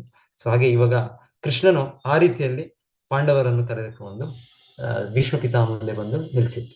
ಸೊ ಭೀಷ್ಮ ಪಿತಾಮಹ ನೋಡಿದ್ರು, ಓ ನನ್ನ ಮೊಮ್ಮಕ್ಕಳು ಇಷ್ಟು ಒಂದು ಇದರಲ್ಲಿ ಇದ್ದಾರೆ, ಎಷ್ಟು ಇದರಲ್ಲಿ ಎಷ್ಟು ಭೌತಿಕವಾಗಿ ಕೂಡ ಅವರು, ಇದು ಭೌತಿಕ ಅಲ್ಲ ಆಕ್ಚುಲಿ ಭಕ್ತರ ಇದು ಅದು ಶಾಶ್ವತವಾದದ್ದು ಅವರ ಒಂದು ಇದು. ಪಾಂಡವರ ಒಂದು ಸ್ಥಿತಿ ಅದು ಶಾಶ್ವತವಾದ ಇದು ಅವ್ರಿಗೆ ಭೌತಿಕ ಇದು ಅಲ್ಲ, ಯಾವ್ದನ್ನು ಅವ್ರ ಸ್ಥಾನ ಕೂಡ ಶಾಶ್ವತ. ಸೊ ಎನಿವೆ ಕೃಷ್ಣನು ಆ ರೀತಿಯಲ್ಲಿ ಅವ್ರ ಮುಂದೆ ತಂದದ್ದು. ಹಿಂದೆ ಅವರು ಹೋಗಿದ್ದು ವನವಾಸಕ್ಕೆ ಹೋಗುವಾಗ ಎಲ್ಲ ಬಿಟ್ಟು ಹೋದ್ರು, ಎಲ್ಲೊಂದು ತ್ಯಜಿಸಿ ಹೋದ್ರು, ಪಾಪರ್ ಆ ರೀತಿ ಹೋಗಿದ್ರು, ಎಲ್ಲ ಅವರನ್ನೆಲ್ಲ ಕಿತ್ಕೊಂಡು ದುರ್ಯೋಧನೆಲ್ಲ ಕಿತ್ಕೊಂಡು ಆ ಸ್ಥಿತಿಯಲ್ಲಿದ್ದರು ಅವರು ಒಂದು ಸಮಯದಲ್ಲಿ. ಆದ್ರೆ ಈಗ ಅವರು ಮತ್ತೆ ಅವರಿಗೆ ರಾಜ್ಯ ಸಿಕ್ಕಿ ಮತ್ತೆ ಮಹಾರಾಜರಾಗಿ ಅವ್ರು ಮತ್ತೆ ಆ ಒಂದು ಒಪುಲೆನ್ಸ್ ಐಶ್ವರ್ಯ ಇದರ ಸ್ಥಿತಿಯಲ್ಲಿದ್ದಾರೆ. ಸೊ ಅವ್ರು ಬಂದದ್ದು. ಸೊ ಭೀಷ್ಮ ಪಿತಾಮಹಗೆ ಸಹಜವಾಗಿ ಅವರ ತಾತ, ಅವರ ಅಜ್ಜ, ಸೊ ಅವರ ಸಂತೋಷಗೊಂಡು ಮತ್ತೆ ಅವರು ಕೃಷ್ಣನಿಗೆ ಪ್ರಾರ್ಥನೆ ಆರಂಭ ಮಾಡ್ತಾರೆ, ಕೃಷ್ಣನಿಗೆ ಪ್ರಾರ್ಥಿಸ್ತಾರೆ. ಈಗ ಫಸ್ಟ್ ಪರಮ ಪುರುಷ, ಸೊ ಅಷ್ಟು ಕರುಣೆಯಿಂದ ಬಂದಿದ್ದಾನೆ, ನಾನು ವಿದ್ಯಾತ್ಯಾಗ ಮಾಡುವಾಗ ಭಗವಂತನು ಬಂದಿದ್ದಾನೆ ಅಂತೆಲ್ಲ ಅವರು ನೆನಪು ಮಾಡ್ಕೊಳ್ತಾರೆ. ಮೊದಲಿಗೆ ಸ್ವಾಗತಿಸಿದರು ಅಂತ ಹೇಳ್ತಾರೆ. 1-10 ಶ್ಲೋಕದಲ್ಲಿ ಅವರು ಸ್ವಾಗತಿಸಿದ್ದು ಅಂದ್ರೆ ಅವರೇನು ಅವರ ಅರಮನೆಯಲ್ಲಿ ಮನೆಯಲ್ಲಿದ್ದರೆ ಅವರ ಸ್ವಾಗತ ಇನ್ನೊಂದು ರೀತಿಯಲ್ಲಿ ಇರ್ತಾ ಇತ್ತು. ಯಾಕಂದ್ರೆ ರಾಜರು, ಮಹಾರಾಜರು, ಸೊ ಅವರಿಗೆ ಯಾರಾದ್ರೂ ಸತ್ಕರಿಸ್ಲಿಕ್ಕೆ ಏನು ಕಡಿಮೆ, ಅಷ್ಟು ಗೌರವದಿಂದ ಒಬ್ಬರನ್ನು ಅವರ ಪಾದ ಪೂಜೆ ಮಾಡ್ತಾರೆ. ಮತ್ತೆ ಅವರಿಗೆ ವೇಷಭೂಷಣಗಳು, ವಸ್ತ್ರಗಳು ಕೊಡ್ತಾರೆ, ಕಾಣಿಕೆಗಳು ಕೊಡ್ತಾರೆ. ಮತ್ತೆ ಅವರಿಗೆ ಸ್ವಲ್ಪ ಆಹಾರ ಇಲ್ಲ, ಫಲಹಾರ ಇಲ್ಲ, ಒಂದು ಫೀಸ್ಟ್ ದೊಡ್ಡ ಆ ರೀತಿ ಎಲ್ಲ ಇರ್ತಾ ಇತ್ತು. ಸೊ ಭೀಷ್ಮ ಪಿತಾಮಹರು ಆ ರೀತಿಯಲ್ಲೇನೋ ಅಲ್ಲಿ ಯಾರಿಗೂ ಬರಮಾಡ್ಲಿಲ್ಲ. ಋಷಿಮುನಿಗಳು ಬಂದಾಗ, ಕೃಷ್ಣನು ಬಂದಾಗ, ಪಾಂಡವರೆಲ್ಲ ಬಂದಾಗ. ಆದರೆ ಅವರ ಮಧುರ ವಚನಗಳಿಂದ ಸೊ ಅಷ್ಟೇ. ಸೊ ಹೇಳ್ತಾರೆ ಎಲ್ಲರೂ ಕೂಡ ಸಂತೃಪ್ತರ ಆಕ್ಚುಲಿ ಅಷ್ಟೇ. ಸೊ ನಮಗೆ ನಮ್ಮ ಕೈಯಲ್ಲಿ ಎಷ್ಟಿದೆ ಅಷ್ಟರಲ್ಲಿ ನಾವು ಮಾಡ್ಬೋದು. ಏನೂ ಇಲ್ಲ ಅಂದ್ರೂ ಒಂದು ಮಧುರ ವಚನಗಳು, ಇಲ್ಲ ಅಂದ್ರೆ ಒಂದು ಚಿಕ್ಕ ಚಾಪೆ, ಸ್ವಲ್ಪ ನೀರು, ಸೊ ಈ ರೀತಿಯಲ್ಲಿ ಕೂಡ ನಾವು ಅತಿಥಿ ದೇವೋಭವ ಅಂತ ಹೇಳ್ತೀವಲ್ಲ, ಅದನ್ನ ನಾವು ಮಾಡ್ಬೋದು. ಸೊ ಭೀಷ್ಮ ಪಿತಾಮಹರು ಆ ಸ್ಥಿತಿಯಲ್ಲೂ ಕೂಡ ಅವ್ರಿಗೆ ಎಲ್ಲ ಬಾಣಗಳು ಎಲ್ಲ ಇದಾಗಿದೆ, ದೇಹ ಆರೋಗ್ಯ ಈ ಸ್ಥಿತಿಯಲ್ಲಿಲ್ಲ, ನಾರ್ಮಲ್ ಸ್ಥಿತಿಯಲ್ಲಿಲ್ಲ ದೇಹ, ಆದರೂ ಕೂಡ ಅವರು ಅದರಲ್ಲಿ ಎಲ್ಲ ಬಂದ ಋಷಿವರ್ಯರು ಎಲ್ಲ, ಕೃಷ್ಣ ಎಲ್ಲರಿಗೂ ಕೂಡ ಒಂದು ಮಧುರ ವಚನದಿಂದ ಎಲ್ಲರೂ ಕೂಡ ತೃಪ್ತಿಪಡಿಸಿದ್ರು. ಸೊ ಅವ್ರ ಮಾನಸಿಕ ಸ್ಥಿತಿ ನೋಡ್ಬೋದು. ಸೊ ಅಂದ್ರೆ ಆಧ್ಯಾತ್ಮಿಕ ಸ್ಥಿತಿ ಅದು ಯಾವುದೇ ಒಂದು ದೇಹದ ಸ್ಥಿತಿ ಕೂಡ ಅದು ಸ್ವತಂತ್ರ. ಶಿಲ ಪ್ರಭುಪಾದರು ನೀವು ನೋಡಿ, ನೀವು ಲಾಸ್ಟ್ ಕೊನೆಯಲ್ಲಿ ಅವರದ್ದು 6 ತಿಂಗಳ ಮುಂಚೆನೆ ಶಿಲ ಪ್ರಭುಪಾದರು ಘೋಷಣೆ ಮಾಡಿದ್ರು, ನಾನು ದೇಹ ತ್ಯಜಿಸ್ಬಿಡ್ತೇನೆ ಅಂತ, ಸಾಕು ಇನ್ನಂತ. ಸೊ ನೋಡ್ಬೋದು ನಾವು ಪ್ರಭುಪಾದರ ಅದು ಕನ್ವರ್ಸೇಷನ್ಸ್ ಇದೆ, ಅದೆಲ್ಲ ನೋಡಿದ್ರೆ ಶಿಲ ಪ್ರಭುಪಾದರ ಮನಸ್ಥಿತಿಯನ್ನು ನೋಡ್ಬೋದು ನಾವು. ಆಗಲೂ ಕೂಡ ಅವರು ಭಾಗವತದ ಶ್ಲೋಕದ ಭಾಷಾಂತರ ಮಾಡ್ತಾ ಇದ್ದಾರೆ, ಟೀಕೆ ಕೊಡ್ತಾ ಇದ್ದಾರೆ. ಆಮೇಲೆ ಸಂಪೂರ್ಣ ಕೃಷ್ಣ ಪ್ರಜ್ಞೆಯಲ್ಲಿದ್ದಾರೆ. ಶಿಲ ಪ್ರಭುಪಾದರೇನೋ ಭೌತಿಕವಾಗಿ ನಾವಿರೋ ರೀತಿಯಲ್ಲಿ ವ್ಯಥೆ, ಲ್ಯಾಮೆಂಟೇಶನ್, ಆಂಕರಿಂಗ್ ಇದೆಲ್ಲ ನಮಗೆ ಇದು ಅಯ್ಯೋ ಇದು ಪೂರೈಕೆ ಆಗ್ಲಿಲ್ಲ, ಈಚೆ ಇದು ಕಾರ್ಯ ಸಾಧ್ಯ ಆಗ್ಲಿಲ್ಲ, ಇನ್ನ ಇದು ಮಾಡ್ಬೇಕಿದೆ. ಸೊ ಇಲ್ಲ, ಶಿಲ ಪ್ರಭುಪಾದರು ನಾನು ಏನ್ ಕೊಡ್ಬೇಕಿದೆ ಎಲ್ಲ ಕೊಟ್ಬಿಟ್ಟಿದ್ದೀನಿ, ನನಗೆಲ್ಲ ಕರ್ತವ್ಯಗಳು ನಾನು ನಿಭಾಯಿಸಿದ್ದೀನಿ. ಸೊ ಸಂಪೂರ್ಣವಾಗಿ ಅವರು ಕೃಷ್ಣ ಸೇವೆ ಮಾಡಿ ಕೃಷ್ಣನಿಗೆ ತೃಪ್ತಿ ಪಡಿಸಿ ಅವ್ರಿಗೆ ಜವಾಬ್ದಾರಿಯನ್ನು ಮುಗಿಸಿ, ಅವ್ರ ಗುರು ಆಚಾರ್ಯರು ಕೊಟ್ಟ ಇದನ್ನು ಮುಗಿಸಿ ಶಿಲ ಪ್ರಭುಪಾದ ದೇಹತ್ಯಾಗ ಮಾಡಿದ್ರು. ಸೊ ಭೀಷ್ಮ ಪಿತಾಮಹ ಕೂಡ, ಭೀಷ್ಮ ಪಿತಾಮಹರೇ ನಾವು ಈಗ ಕೇಳ್ತಾ ಇರೋದಿಲ್ಲ ಭಾಗವತದಲ್ಲಿ, ಅವರು ಸಂಪೂರ್ಣ ಕೃಷ್ಣ ಪ್ರಜ್ಞೆ, ದೇಹದ ಯಾವ ಒಂದು ಸ್ಥಿತಿನೂ ಅವ್ರ ಮಾನಸಿಕ ಇದನ್ನು ಮಾಡಕ್ಕಾಗಲ್ಲ. ನಮಗೆ sound mind in sound body ಅಂತ ಹೇಳ್ತೀವಿ. ದೇಹ ಸರಿಯಾಗಿದೆ, ಮನಸ್ಸು ಕೂಡ ಸರಿಯಾಗಿದೆ. ದೇಹ ಸ್ವಲ್ಪ ಆಚೆ ಇದ್ರೆ ಮನಸ್ಸು ಕೂಡ ಆಚೆ ಇಲ್ಲ. ಆದ್ರೆ ಇದು ಶುದ್ಧ ಭಕ್ತರಿಗೆ ಆಗಲ್ಲ. ಶುದ್ಧ ಭಕ್ತರು ಯಾವುದೇ ಸ್ಥಿತಿಯಲ್ಲಿ, ಯಾವ ಸನ್ನಿವೇಶದಲ್ಲೂ ಕೂಡ ಅವರು ಕೃಷ್ಣ ಪ್ರಜ್ಞೆಯಲ್ಲೇ ಇರ್ತಾರೆ. ಸೊ ಭೀಷ್ಮ ಪಿತಾಮಹರು ಈ ಒಂದು ಸ್ಥಿತಿಯಲ್ಲೂ ಕೂಡ ಅವರು ಎಲ್ಲರನ್ನು ಗೌರವದಿಂದ ಆಹ್ವಾನಿಸಿದ್ದು. ಮತ್ತೆ ಆಹ್ವಾನಿಸಿ, ಈಗ ಯುಧಿಷ್ಠಿರ ಮಹಾರಾಜರಿಗೆ ಯಾರು ಮಾಡದೇ ಇರೋದು, ಯಾರು ಅವ್ರು ಕನ್ವಿನ್ಸ್ ಮಾಡಕ್ ಆಗ್ಲಿಲ್ಲ, ವೇದವ್ಯಾಸರು ಕೃಷ್ಣನೇ ಕೂಡ ಕನ್ವಿನ್ಸ್ ಮಾಡಕ್ ಆಗ್ಲಿಲ್ಲ, ಒಪ್ಪಿಸ್ಲಿಕ್ಕೆ, ಇವ್ರು ಕನ್ವಿನ್ಸ್ ಮಾಡ್ತಾರೆ. ಅಂದ್ರೆ ಅವರ ಮನಸ್ಥಿತಿ ಹೇಗಿರ್ಬೇಕು, ಅವರ ಕೃಷ್ಣ ಪ್ರಜ್ಞೆ ಯಾವ ಮಟ್ಟದಲ್ಲಿ ಇರ್ಬೇಕು ಅಂತ ನಾವು ಒಂದು ಆಲೋಚನೆ ಮಾಡ್ಬೋದು. ಸೊ ಮತ್ತೆ ಮೊದಲಿಗೆ ಅವ್ರು ಹೇಳ್ತಾರೆ, ಅವರು ಅಹೋ ಅನ್ಯಾಯಂ ಅಹೋ ಕಷ್ಟಂ. ಸೊ ಆ ಶ್ಲೋಕ ಅದು ಇದೆ, ಎಷ್ಟನೇ ಶ್ಲೋಕ ಅದು?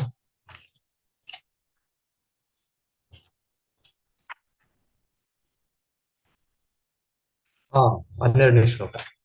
ಅಹೋ ಕಷ್ಟಂ ಅಹೋ ಅನ್ಯಾಯಂ ಯದ್ಯೂಯಂ ಧರ್ಮನಂದನಃ ಜೀವಿತುಂ ನಾರ್ಹತ ಕ್ಲಿಷ್ಟಂ ವಿಪ್ರಧರ್ಮಾಚ್ಯುತಾಶ್ರಯ. ತುಂಬಾ ಮುಖ್ಯವಾದ ಇದು ಶ್ಲೋಕ. ಆ ರೀತಿಯಲ್ಲಿ ಒಂದು ಯುಧಿಷ್ಠಿರ ಮಹಾರಾಜರನ್ನ ಒಪ್ಪಿಸ್ಲಿಕ್ಕೆ ಮೊದಲಿಗೆ ಹೇಳೋದು ಅವರು, ನೀವು ಎಷ್ಟು ಕಷ್ಟಗಳನ್ನ ಅನುಭವಿಸಿದ್ರಿ, ಎಷ್ಟು ಅನ್ಯಾಯವನ್ನು ಅನುಭವಿಸಿದ್ರು, ಇಷ್ಟು ಆ ಕಷ್ಟಗಳು ಇಷ್ಟು ಅನ್ಯಾಯದ ಮಧ್ಯೆ ನೀವು ಈ ರೀತಿ ಇವಾಗ ಜೀವಿಸಕ್ಕೆ ಅಸಾಧ್ಯ. ನೀವು ಯಾವತ್ತೋ ನಿಮ್ಮ ನಾಶ ಆಗ್ಬೇಕಿತ್ತು. ಆದ್ರೂ ಕೂಡ ನೀವು ಜೀವಿತವಾಗಿದ್ದೀರಾ ಅಂದ್ರೆ ಯಾಕೆ ಅಂದ್ರೆ ನೀವು ವಿಪ್ರಧರ್ಮ ಅಚ್ಯುತ ಆಶ್ರಯ. ನೀವು ಸಂಪೂರ್ಣವಾಗಿ ಒಬ್ಬ ವಿಪ್ರ, ಬ್ರಾಹ್ಮಣ, ವೈಷ್ಣವ, ಆಚಾರ್ಯರು, ಮತ್ತೆ ಅಚ್ಯುತ ನೇರವಾಗಿ ಕೃಷ್ಣ, ಮತ್ತೆ ಧರ್ಮ, ಸೊ ಇವರ ಆಶ್ರಯದಲ್ಲಿ ನಿದ್ದೀರಾ ನೀವು. ಸೊ ಅಂದ್ರೆ ಸಂಪೂರ್ಣ ಧರ್ಮಿಷ್ಠರು. ಸೊ ಹೇಳ್ತಾರೆ, ಯಾವ ಸ್ಥಿತಿಯಲ್ಲಿ ಬಂದ್ರು ಅವರು ಇದನ್ನು ಕಳ್ಕೊಳ್ಳಿಲ್ಲ. ಅವರು ಅವರ ಭಗವಂತನ ಕೃಷ್ಣ ಆಶ್ರಯದಲ್ಲೇ ಇದ್ರು. ಆಚಾರ್ಯರು, ವಿಪ್ರರು, ವೈಷ್ಣವರು ಅವರ ಒಂದು ಮಾರ್ಗದರ್ಶನದಲ್ಲೇ ಇದ್ರು, ಧರ್ಮದ ಪಾಲನಲ್ಲೇ ಇದ್ರು. ಯಾರು? ಯುಧಿಷ್ಠಿರ ಮಹಾರಾಜರು ಮತ್ತೆ ಎಲ್ಲ ಅವರ ಸಹೋದರರು ಪಾಂಡವರು. ಸೊ ಹೇಳ್ತಾರೆ, ಇದರಿಂದ ರಕ್ಷಿತವಾಗಿದ್ದರಿಂದ ನೀವು ಅಷ್ಟು ಅನ್ಯಾಯ, ಅಷ್ಟು ಕಷ್ಟ ಅದೆಷ್ಟ ಬಂದರೂ ನೀವು ಜೀವಂತವಾಗಿದ್ದೀರ. ಇಲ್ಲಾಂದ್ರೆ ಯಾವಾಗಲೂ ನಿಮ್ಮ ನಾಶ ಆಗ್ಬೇಕಿತ್ತು. ಸೊ ನಿಜವಾಗ್ಲೂ ನಮಗೆ ರಕ್ಷಣೆ ಅಂದ್ರೆ ನಾವು ಈ ಧಾರ್ಮಿಕ ತತ್ವಗಳನ್ನ ಪಾಲನೆ ಮಾಡೋದ್ರಿಂದ ರಕ್ಷಣೆ. ಬೇರೆ ಯಾವ್ದು ರಕ್ಷಣೆ ಇಲ್ಲ. ನಮ್ಮ ರಕ್ಷಣೆ ಅಂದ್ರೆ ನಾವು ಎಷ್ಟರ ಮಟ್ಟಿಗೆ ಕೃಷ್ಣನನ್ನು ಆಶ್ರಯಿಸಿದ್ದೇವೆ, ಎಷ್ಟರ ಮಟ್ಟಿಗೆ ನಾವು ಶುದ್ಧ ಭಕ್ತರು ಅವರ ಆಶ್ರಯದಲ್ಲೇ ಇದ್ದೇವೆ, ನಾವು ಮತ್ತೆ ಧರ್ಮವನ್ನು ಪಾಲನೆ ಮಾಡ್ತಾ ಇದ್ದೇವೆ. ಇದೇ ನಮ್ಮ ರಕ್ಷಣೆ. ಈ ಬೇರೆದೆಲ್ಲ ರಕ್ಷಣೆ ಎಲ್ಲ ಇದೆ. ಅಸತ್ ಸೈನ್ಯ ದೇಹಾಪತ್ಯ ಕಲತ್ರಾದಿಷು ಆತ್ಮಸೈನ್ಯೇಶು ಅಸತ್ಸೋಪಿ ತೇಷಾಂ ಪ್ರಮತ್ತೋ ನಿಧನಂ ಪಶ್ಯನ್ನಪಿ ನ ಪಶ್ಯತಿ. ಬೇರೆ ಯಾವುದು ಕೂಡ ರಕ್ಷಣೆ ಇಲ್ಲ. ಒಂದೇ ರಕ್ಷಣೆ ಅಂದ್ರೆ ವಿಪ್ರ ಅಚ್ಯುತ ಧರ್ಮ ಆಶ್ರಯ. ಇದೇ ನಮ್ಮ ರಕ್ಷಣೆ. ಸೊ ಇದು ಇಲ್ಲಿ ಯುಧಿಷ್ಠಿರ ಮಹಾರಾಜರಿಗೆ ಭೀಷ್ಮ ಪಿತಾಮಹರು ತಿಳಿಸ್ತಾ ಇರೋದು. ಮತ್ತೆ ಅವರು ಹೇಳ್ತಾರೆ, ಇದು ಎಲ್ಲವೂ ಕೃಷ್ಣ ಇಚ್ಛೆಯಿಂದನೇ ಆಗ್ತಾ ಇದೆ. ಕೃಷ್ಣ ಇಚ್ಛೆ ಆಗ್ತಾ ಇದೆ ಅಂದ್ರೆ ಅವರು ಕೃಷ್ಣನ ಕಾಲ ಸ್ವರೂಪದಿಂದ ಆಗ್ತಾ ಇದೆ ಅಂತ ಹೇಳ್ತಾರೆ. ಸೊ ನೀವು ಅದರಿಂದ ನೀವು ಮನಸ್ತಾಪದಲ್ಲಿ ಇರಬೇಡಿ. ನೀವು ಅನ್ಕೊಳ್ಳೋ ರೀತಿಯಲ್ಲಿ ನೀವು ಕಾರಣ ಅಂತ ಅನ್ಕೊಳ್ಬೇಡಿ. ಯುಧಿಷ್ಠಿರ ಮಹಾರಾಜ ಅನ್ಕೊಳ್ಳೋದು ನಾನು ಕಾರಣ ಅಂತ. ಇಲ್ಲ, ಇದು ಕೃಷ್ಣನ ಇಚ್ಛೆಯಿಂದ, ಕೃಷ್ಣನ ಕಾಲ ಸ್ವರೂಪ ಈ ರೀತಿಯಲ್ಲಿ. ಆ ಕಾಲವು ಹೇಗೆ ಒಂದು ಗಾಳಿ ಇದ್ದಾಗೆ, ಎಲ್ಲ ಲೋಕಗಳು ಕೂಡ ಗಾಳಿಯ ನಿಯಂತ್ರಣದಲ್ಲಿದೆ. ಸೊ ಆ ರೀತಿಯಲ್ಲಿ ಕಾಲದ ನಿಯಂತ್ರಣದಲ್ಲಿ ಪ್ರತಿಯೊಂದು ಚಲನೆಯಲ್ಲಿದೆ. ಸೊ ಹಾಗೆ ಈಗ ಆದದ್ದು ಘಟನೆಗಳು ಇದು ಕೃಷ್ಣನ ಇಚ್ಛೆಯಿಂದ ಆದದ್ದು. ಹಾಗೆ ನೀವು ಶೋಕ ಪಡಬೇಡಿ, ನೀವು ವ್ಯಥೆ ಪಡಬೇಡಿ ಅಂತ ಆ ರೀತಿ ಅವರು ಕನ್ವಿನ್ಸ್ ಮಾಡ್ತಾರೆ.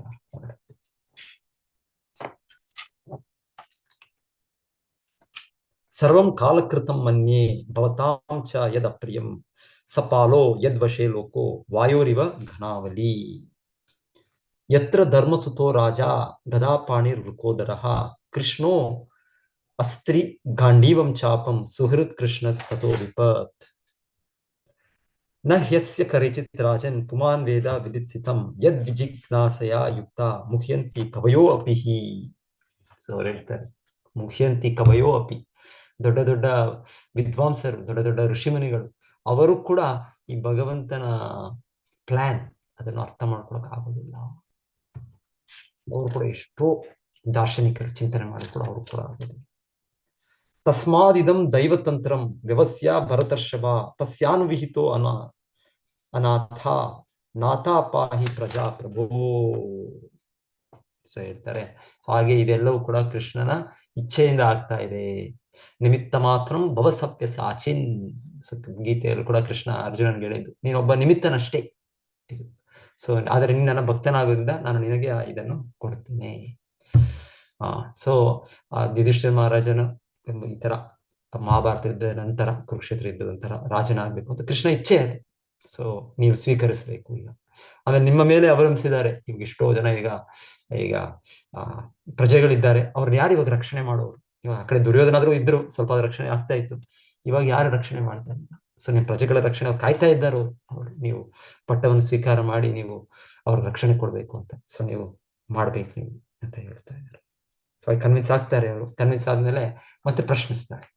ಯುಧಿಷ್ಠಿರ ಮಹಾರಾಜರು ಪ್ರಶ್ನೆ ಹೇಳ್ತಾರೆ, ಅದು ಕೂಡ ಕೃಷ್ಣನ ಕೃಪೆಯಿಂದ ಅವ್ರ ಈ ಪ್ರಶ್ನೆಗಳು. ಆಕ್ಚುಲಿ ಪ್ರಶ್ನೆ ಮಾಡಬಾರದು, ಅವ್ರಿರೋ ಸ್ಥಿತಿ ನೋಡಿದ್ರೆ ಸಾಯುವ ಇದರಲ್ಲಿ ಸ್ಥಿತಿಯಲ್ಲಿ ಮಲಗಿದ್ದಾರೆ ಅವರು, ಇನ್ನೇನು ದೇಹತ್ಯಾಗ ಮಾಡ್ಬೇಕು, ಅವ್ರಿಗೆ ಪ್ರಶ್ನೆ ಕೇಳಕ್ಕಾಗತ್ತಾ? ಆದ್ರೆ ಇವ್ರು ಪ್ರಶ್ನೆಗಳು ಕೇಳ್ತಾರೆ. ಏನು ರಾಜಧರ್ಮ ಅಂದ್ರೆ ಏನು, ದಾನ ಧರ್ಮ ಅಂದ್ರೆ ಏನು, ಸ್ತ್ರೀ ಧರ್ಮ ಅಂದ್ರೆ ಏನು, ವರ್ಣಾಶ್ರಮ ಧರ್ಮ, ಅದರ ಕರ್ತವ್ಯಗಳೇನು? ಸೊ ಈ ರೀತಿ ಇನ್ನ ಭೀಷ್ಮ ಪಿತಾಮಹರಿಂದ ಅವರ ಅನುಭವದಿಂದ ಅವರ ಇರುವ ಕೃಷ್ಣ ಪ್ರಜ್ಞೆ ಮಟ್ಟದಿಂದ ಕೇಳ್ಬೇಕು ಅಂತ ಯುಧಿಷ್ಠಿರ ಮಹಾರಾಜರು ಪ್ರಶ್ನೆ ಮಾಡ್ತಾರೆ. ಎಲ್ಲ ಋಷಿಮುನಿಗಳು ಇದ್ದಾರೆ, ಅವರು ಕೂಡ ಕೇಳ್ತಾರೆ. ಸೊ ಇಲ್ಲ ಸೊ ಅವಾಗ ಇದು ನಾವು ನೋಡಿದ್ದಾಗೆ 4-5 ಕಾರಣಗಳು ಯಾಕೆ ಕೃಷ್ಣ ಇವರ ಈ ಸ್ಥಿತಿಯಲ್ಲಿ ತರಿಸಿದ್ದು, ಈ ಒಂದು ಸನ್ನಿವೇಶ ಸೃಷ್ಟಿ ಮಾಡಿದ್ದು ಅಂತ. ಸೊ ಹಾಗೆ ಯುಧಿಷ್ಠಿರ ಮಹಾರಾಜರಿಗೆ ಭೀಷ್ಮ ಪಿತಾಮಹರು ಅವರು ಉಪದೇಶಿಸ್ತಾರೆ. ಸೊ ಶ್ಲೋಕ 25-28ರಲ್ಲಿ ವರ್ಣಾಶ್ರಮ ಧರ್ಮದ ಕುರಿತು ಭೀಷ್ಮರ ಸೂಚನೆ. ಆಕ್ಚುಲಿ ಮಹಾಭಾರತದಲ್ಲಿ ಇದರ ಡೀಟೇಲ್ ಇದೆ ಅನ್ಸುತ್ತೆ, ಯಾರಾದ್ರೂ ನೀವು ಪ್ರೋಪಸ್ ಕೋಟ್ ಮಾಡಿದ್ದಾರೆ. ಶಾಂತಿ ಪರ್ವದಲ್ಲಿ ಎಷ್ಟು ಅಧ್ಯಾಯಗಳು ಅಂತ ಹೇಳ್ತಾರೆ, ಅಲ್ಲೆಲ್ಲೋ ಇದೆ ಅಂತ ಹೇಳ್ತಾರೆ. ಶಾಂತಿ ಪರ್ವನ ಭೀಷ್ಮ ಪರ್ವ ಯಾವ್ದು ನೋಡಿ ಭಾವಾರ್ಥದಲ್ಲಿ ಕೊಟ್ಟಿದ್ದಾರೆ. ಸೊ ಆ ಒಂದು ಸೆಕ್ಷನ್ ಅಲ್ಲಿ ಅವರ ಡಿಟೇಲ್, ಇಲ್ಲಿ ನಮ್ಗೆ ಡಿಟೇಲ್ ಭಾಗವತದಲ್ಲಿ ಇಲ್ಲ. ಇಲ್ಲಿ ಭಾಗವತ ಮುಖ್ಯವಾಗಿ ಕೃಷ್ಣನ ಇದು ಫೋಕಸ್ ಇದೆ. ಸೊ ಹಾಗಾಗಿ ಫೋಕಸ್ ಇದ್ದಾಗ ಅವರು ಈ ಮೆಟೀರಿಯಲ್ ಅಫೇರ್ಸ್ ನ ಸ್ವಲ್ಪ ಡಿಸ್ಕ್ರೈಬ್ ಮಾಡಿದ್ದು ಅದು ಭಾಗವತದಲ್ಲಿ ಬರುತ್ತೆ. ಅದೇ ಮುಖ್ಯವಾಗಿ ಭಾಗವತದಲ್ಲಿ ನಮಗೆ ಅವರಿಗೆ ಕೃಷ್ಣನಿಗಿರುವ ಆತ್ಮೀಯ ಸಂಬಂಧವನ್ನು, ಆಮೇಲೆ ಅವರ ಒಂದು ದಿವ್ಯ ಸ್ಥಿತಿಯನ್ನು, ಮತ್ತೆ ಸಾಯುವ ಕ್ಷಣದ ಪರೀಕ್ಷೆ ಹೇಗೆ ಅವರು ಉತ್ತೀರ್ಣರಾಗ್ತಾ ಇಲ್ಲ ತೋರಿಸೋದು. ಸೊ ಅದರ ಒಂದು ಫೋಕಸ್ ಹೆಚ್ಚಾಗಿ. ಸೊ ಹಾಗೆ ಅದ್ರ ಟೀಚಿಂಗ್ಸ್ ಎಲ್ಲ, ಅದ್ರ ಶಿಕ್ಷಣ ಇಲ್ಲ, ಯಾವ್ದ್ರ ಬಗ್ಗೆ ಅಂತ ಇದೆ, ಆದ್ರೆ ಒಂದೊಂದು ಕೂಡ ಡೀಟೇಲ್ಸ್ ಇಲ್ಲ. ಸೊ ಭಾವಾರ್ಥದಲ್ಲಿ ಸ್ವಲ್ಪ ಪಾಯಿಂಟ್ಸ್ ಕೊಟ್ಟಿದ್ದಾರೆ. ಅವರು ದಾನ ಧರ್ಮ ಅಂತ ಹೇಳೋದ ರೀತಿಯಲ್ಲಿ ನಾವು ದಾನವನ್ನು ಮಾಡಬೇಕು, ಅದು ನಮ್ಮ ಧರ್ಮ ಅದು. ಸೊ ಎಲ್ಲವೂ ಕೃಷ್ಣನಿಗೆ ಸೇರೋದ್ರಿಂದ ನಾವು ದಾನವನ್ನು ಮಾಡ್ಬೇಕು, ಕೃಷ್ಣನಿಗೆ ವಾಪಸ್ ಕೊಡೋದಷ್ಟೇ, ಅದರಲ್ಲಿ ದೊಡ್ಡ ವಿಷಯ, ದೊಡ್ಡ ವಸ್ತು ಅಲ್ಲ ಅದು. ಸೊ ಆ ರೀತಿಯಲ್ಲಿ ಅದನ್ನ ಅಭ್ಯಾಸ ಮಾಡ್ಬೇಕು. ದಾನ, ಯಜ್ಞದಾನ ತಪಕ್ರಿಯಾ ಪಾವನಾನಿ ಮನೀಷಿಣಃ ಅಂತ ನಾವು ಕೇಳೋದು ಗೀತೆಯಲ್ಲೂ ಕೂಡ. ಅದು ಪ್ರತಿಯೊಬ್ಬರಿಗೂ ಅದು ಪವಿತ್ರೀಕರಣ ಮಾಡುತ್ತೆ, ಈ ಯಜ್ಞದಾನ ತಪ.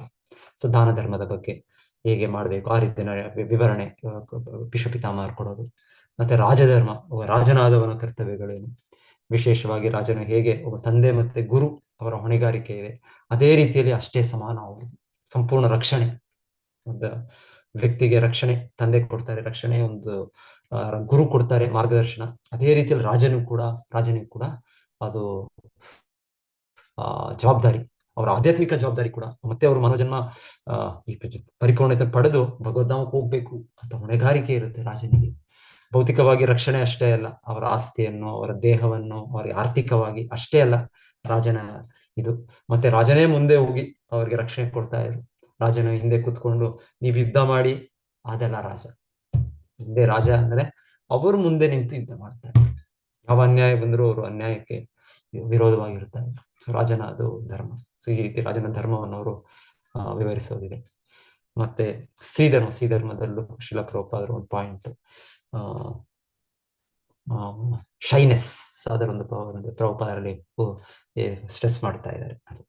ಸೊ ಆ ರೀತಿ ಪ್ರಭುಪಾದ ಉದಾಹರಣೆ, ತುಂಬಾ ಶಕ್ತಿಶಾಲಿ ವ್ಯಕ್ತಿಗಳನ್ನು ಕೂಡ ಅವರು ಒಬ್ಬ ಸ್ತ್ರೀಯರ ಇದರಲ್ಲಿ ಇರ್ತಾ ಇದ್ರು, ಹತೋಟಿಯಲ್ಲಿ. ಏನು ಅಂದ್ರೆ ಆ ಲಕ್ಷಣ ಶೈನೆಸ್ ಅಂತ ಪ್ರಭುಪಾದ ಒಂದು ಪಾಯಿಂಟ್ ಕೂಡ ಹೇಳ್ತಾ ಇದ್ದಾರೆ. ಸ್ತ್ರೀ ಧರ್ಮ, ದಾನ ಧರ್ಮ, ರಾಜಧರ್ಮ, ವರ್ಣಾಶ್ರಮ ಧರ್ಮ. ಸೊ ವರ್ಣಾಶ್ರಮ ಧರ್ಮದಲ್ಲಿ ಆಕ್ಚುಲಿ ಇದರ ಡಿಸ್ಕಷನ್ ಮಾಡಿ ಅಂತ ಹೇಳ್ತಾರೆ.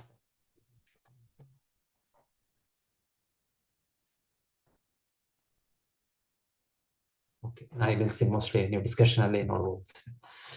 ಅನಿವಾರ್ಯವಾದ ಕಾಲದ ಪ್ರಭಾವವು ಎಷ್ಟೊಂದು ಆಶ್ಚರ್ಯಕರವಾದದ್ದು. ಧರ್ಮ ಕಾರ್ಯದ ಬಲವಿದ್ದರೂ, ಘನ ವ್ಯಕ್ತಿಗಳ ಶೌರ್ಯವಿದ್ದರೂ, ತಜ್ಞ ನಿರ್ವಹಣೆಯ ಬಲವಿದ್ದರೂ, ಭಗವಾನ್ ಕೃಷ್ಣನ ನೇರ ಉಸ್ತುವಾರಿಯಲ್ಲಿ ಶಸ್ತ್ರಾಸ್ತ್ರಗಳ ಬಲವಿದ್ದರೂ ಪಾಂಡವರು ಅನೇಕ ವಾಸ್ತವಿಕ ಸೋಲುಗಳನ್ನು ಅನುಭವಿಸಿದರು. ಇವನ್ನೆಲ್ಲ ಅನಿವಾರ್ಯವಾದ ಕಾಲದ ಪ್ರಭಾವವೆಂದೇ ಹೇಳಬಹುದು. ಎಲ್ಲ ಎಷ್ಟು ಸ್ಟ್ರೆಂತ್, ಎಷ್ಟು ಅರೇಂಜ್ಮೆಂಟ್, ಎಷ್ಟು ಕೃಷ್ಣನ ಅಸ್ತ್ರಗಳು ಎಲ್ಲ ಇದ್ರು ಕೂಡ ಯಾವುದೂ ರಕ್ಷಣೆ ಮಾಡಕ್ಕಾಗಲ್ಲ ಪಾಂಡವರು. ಅಷ್ಟೊಂದು ರಿವರ್ಸಸ್ ಅವರು ನೋಡಿದ್ರು ಮೊದಲಿಗೆ, ಕೊನೆಗೆ ಕೃಷ್ಣನ ಅವ್ರಿಗೆ ಇದು ಕೊಟ್ಟದ್ದು. ಇಲ್ಲ ಅಷ್ಟವರೆಗೂ ಎಲ್ಲ ರಿವರ್ಸಸ್, ಎಲ್ಲ ಅವ್ರಿಗೆ ಆಯ್ತು. ಕಾಲಕ್ಕೂ ಭಗವಂತನಿಗೂ ಅವಿನಾ ಸಂಬಂಧ. ಆದುದರಿಂದ ಕಾಲದ ಪ್ರಭಾವವೆಂದರೆ ಭಗವಂತನ ವಿವರಿಸಲಾಗದ ಇಚ್ಛೆಯಿಂದೇ ಸೂಚಿತವಾಗುತ್ತದೆ.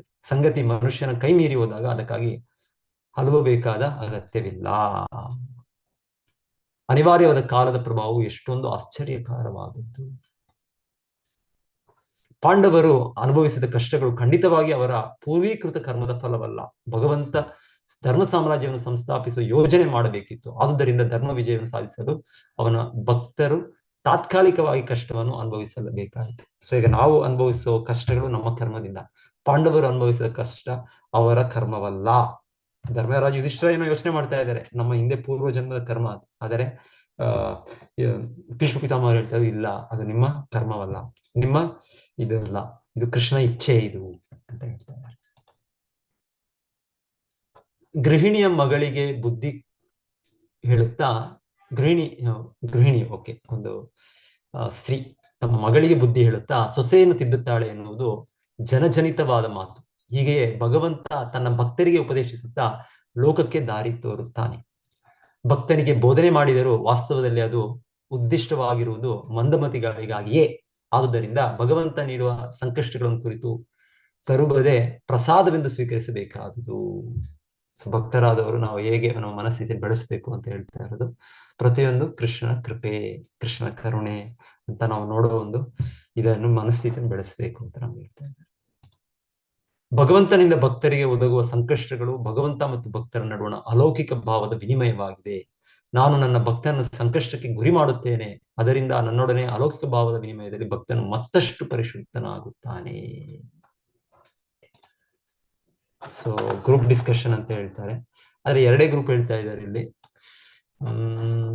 26, 27ನೇ ಶ್ಲೋಕದ ಒಬ್ಬರು 26ನೇ ಶ್ಲೋಕ ಡಿಸ್ಕಸ್ ಮಾಡ್ಬೋದು, ಇನ್ನೊಬ್ರು 27ನೇ ಶ್ಲೋಕ ಡಿಸ್ಕಸ್ ಮಾಡ್ಬೋದು ಅಂತ ಹೇಳ್ತಾರೆ. ಓಕೆ,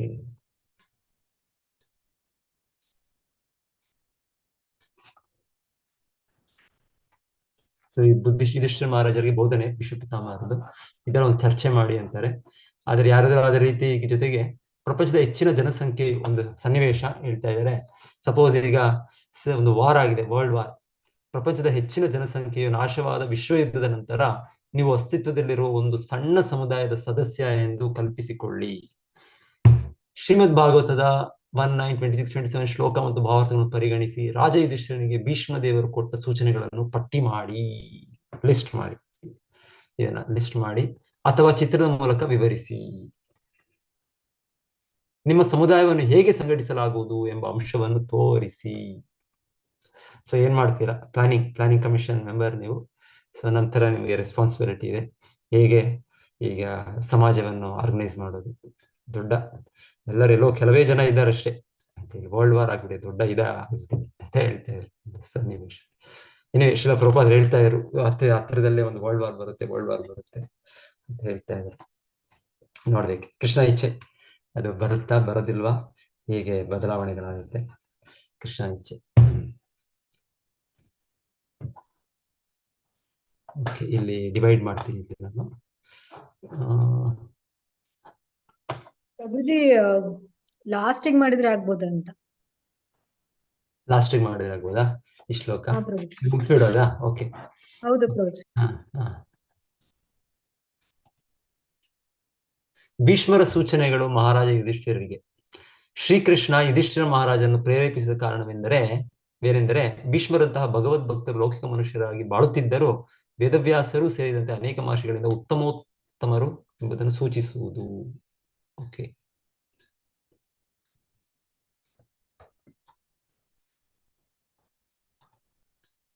ಭೀಷ್ಮರ ಬೋಧನೆ ಮಹಾರಾಜ ಯುಧಿಷ್ಠಿರರಿಗೆ. ಇಂತಹ ಸಮಯದಲ್ಲಿ ಯಾರು ಅವರನ್ನು ಪ್ರಶ್ನಿಸುವುದು ಸೂಕ್ತವಲ್ಲ. ಆದರೆ ತನ್ನ ಶುದ್ಧ ಭಕ್ತರು ಆಧ್ಯಾತ್ಮಿಕ ಜ್ಞಾನೋದಯದಿಂದಾಗಿ ಸದಾ ಸುಭದ್ರ ದೇಹ ಮತ್ತು ಮನಸ್ಸನ್ನು ಉಳ್ಳವರಾದುದರಿಂದ ಯಾವುದೇ ಸಂದರ್ಭದಲ್ಲಿ ಈ ಭಗವದ್ಭಕ್ತರು ಜೀವನದ ಸನ್ಮಾರ್ಗವನ್ನು ಕುರಿತು ಮಾತಾಡಲು ಉತ್ತಮ ಸ್ಥಿತಿಯಲ್ಲಿರುತ್ತಾರೆ ಎಂದು ಭಗವಾನ್ ಶ್ರೀಕೃಷ್ಣ ಸಿದ್ಧ ಮಾಡಿ ತೋರಿಸಬೇಕಾಗಿತ್ತು. ಸೊ ಇದು ನಮಗೆ ಸ್ವಲ್ಪ ಇದಾದ್ರೆ ಕೂಡ ನಾವು ಯಾರನ್ನು ನೋಡೋದು ಇಲ್ಲ, ಮಾತಾಡೋದು ಇಲ್ಲ, ಈ ಸ್ಥಿತಿಯಲ್ಲಿ ಇರ್ತೇವೆ. ಅದೇ ಯುಧಿಷ್ಠಿರ ಭೀಷ್ಮ ಪಿತಾಮಹರು ಆ ಸಾವಿನ ಸ್ಥಿತಿಯಲ್ಲಿ ಅಷ್ಟು ನೋವು, ದೇಹದ ನೋವು ಅಂತ ಒಂದು ರೀತಿ ಬಿಲ್ಲು ಬಾಣ ಇದರ ಮೇಲೆ ಹಾಸಿಗೆ ಮೇಲೆ ಇದ್ದಾರೆ, ಮಲಗಿದ್ದಾರೆ, ಆದರೂ ಕೂಡ ಅವರು ಉಪದೇಶಿಸ್ತಾರೆ. ಶ್ರೀಲ ಪ್ರಭುಪಾದರು ನೀವು ನೋಡಿ, ನೀವು ಲಾಸ್ಟ್ ಮೊಮೆಂಟ್ಸ್ ನೋಡಿ, ಅವರು ಎಲ್ಲ ಶಿಷ್ಯರು ಕರೀತಾರೆ. ಆಕ್ಚುಲಿ ಲಾಸ್ಟ್ ಎಲ್ಲ ಅವರ ಫೈನಲ್ ಲೆಸನ್ ಎಲ್ಲ ಎಷ್ಟೋ ಜನ ಶಿಷ್ಯರು ಬರ್ತಾರೆ ವಿಶ್ವಾದ್ಯಂತ. ಅದು ಪರ್ಟಿಕ್ಯುಲರ್ಲಿ ಹಿರಿಯ ಜವಾಬ್ದಾರಿಯುತ ಇರ್ತಾರೆ, ಅವ್ರ ಸನ್ಯಾಸಿಗಳು, GPC ಎಲ್ಲ ಬರ್ತಾರೆ. So final lesson so Srila ಪ್ರಭುಪಾದರು ಆಗ್ಲೂ ಕೂಡ ಮಾರ್ಗದರ್ಶನ ಕೊಡ್ತಾ ಇದ್ದಾರೆ. ಹೇಗೆ ಬಾಂಬೆ ಟೆಂಪಲ್ ಇನ್ನು ಓಪನ್ ಆಗ್ಬೇಕಿರುತ್ತೆ, ಶ್ರೀಲ ಪ್ರಭುಪಾದರು ಹೇಳ್ತಾ ಇದ್ದಾರೆ ಅವ್ರು ಯಾರಿಗೆ, ಗಿರಿರಾಜ್ ಮಹಾರಾಜ್. ಸೊ ಅವರಿಗೆ ಫಸ್ಟ್ ಅವ್ರಿಗೆ ಇರ್ಲಿಲ್ಲ. ಸೊ ತಮಾಕೃಷ್ಣ ಮಹಾರಾಜ್ ಪ್ರಭುಪಾದ ಹೇಳ್ತಾರೆ ಎಲ್ಲವೂ ತುಂಬಾ ಅಚ್ಚುಕಟ್ಟಾಗಿ ನಡಿಬೇಕು, ತುಂಬಾ ಚೆನ್ನಾಗಿ ಈ ತರ ಪ್ರಸಾದ ವಿತರಣೆ ಆಗ್ಬೇಕು, ವಿಜೃಂಭಣೆಯಿಂದ ಆಗ್ಬೇಕು. ಮತ್ತೆ ಪ್ರಸಾದ ವಿತರಣೆ ಬೇಕಾದ್ರೆ ನಿಮ್ಗೆ ಸಾಧ್ಯ ಆಗ್ಲಿಲ್ಲ ಅಂದ್ರೆ ನಿಮ್ ನೆರವು ನೀವೇ ತಯಾರು ಮಾಡ್ಲಿಕ್ಕೆ ಆಗಿಲ್ಲ ಅಂದ್ರೆ ಒಂದು ಯಾರಾದ್ರೂ ಒಂದು ದೊಡ್ಡ ಸ್ವೀಟ್ ಸಪ್ಲೈಯರ್ಸ್, ಬಾಂಬೆ ಸಿಟಿಯಲ್ಲಿ ದೊಡ್ಡ ಸ್ವೀಟ್ ಸಪ್ಲೈಯರ್ಸ್ ಇದ್ದಾರೆ, ಅವರಿಂದ ಆ ದಿವಸ ನೀವು ಇದು ಮಾಡಿ. ಸೊ ಹೇಳ್ತಾ ಇದ್ದಾರೆ ಶ್ರೀಲ ಪ್ರಭುಪಾದ ಹೇಗ್ ಮಾಡ್ಬೇಕು. ಸೊ ಪ್ರಭುಪಾದ ಮನಸ್ಥಿತಿ.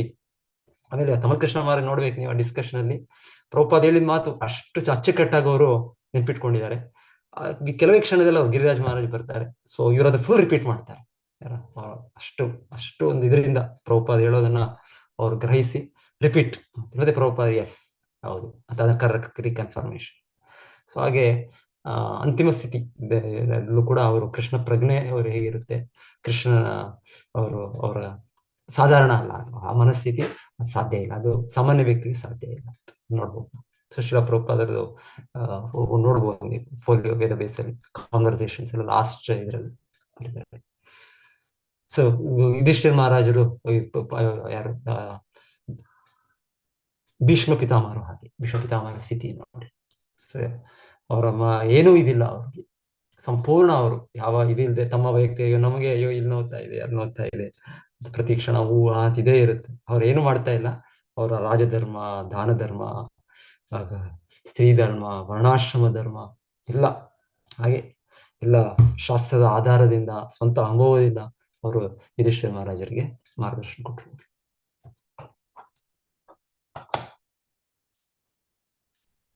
ಕೃಷ್ಣ ಸಿದ್ಧ ಮಾಡಿ ತೋರಿಸಿ, ಮಗ ತನಗಿಂತ ಹೆಚ್ಚು ಪ್ರಸಿದ್ಧನಾಗುವುದನ್ನು ನೋಡಲು ತಂದೆ ಬಯಸುತ್ತಾನೆ. ತನ್ನ ಭಕ್ತನನ್ನು ಆರಾಧಿಸುವುದು ಭಗವಂತನಾದ ತನ್ನನ್ನು ಆರಾಧಿಸುವುದಕ್ಕಿಂತ ಹೆಚ್ಚು ಅಮೂಲ್ಯವಾದುದು ಎಂದು ಭಗವಂತ ಒತ್ತಿ ಒತ್ತಿ ಹೇಳಿದ್ದಾನೆ.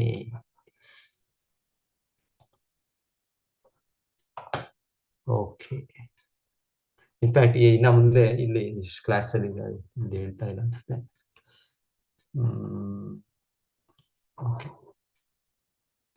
ಓಕೆ, ಈಗ ಮೋಸ್ಟ್ ಡಿಸ್ಕಷನ್ ಮಾಡ್ಬೋದು ಮಾತಾಜಿ, ಮಾಡ್ಬೋದು. ಆಮೇಲೆ ಇನ್ನ ಒಂದಿಲ್ಲ ಏನ್ ಹೇಳಿಲ್ಲ ಅಂದ್ರೆ ಅವರ ಪ್ರಾರ್ಥನೆಗಳು, ಅದನ್ನ ನಾವು ಕ್ಲಾಸಲ್ಲಿ ಹೇಳ್ತಾ ಇಲ್ಲ, ಆದ್ರೆ ನೀವು ಅದನ್ನ ಓದ್ಕೊಳ್ಳಿ.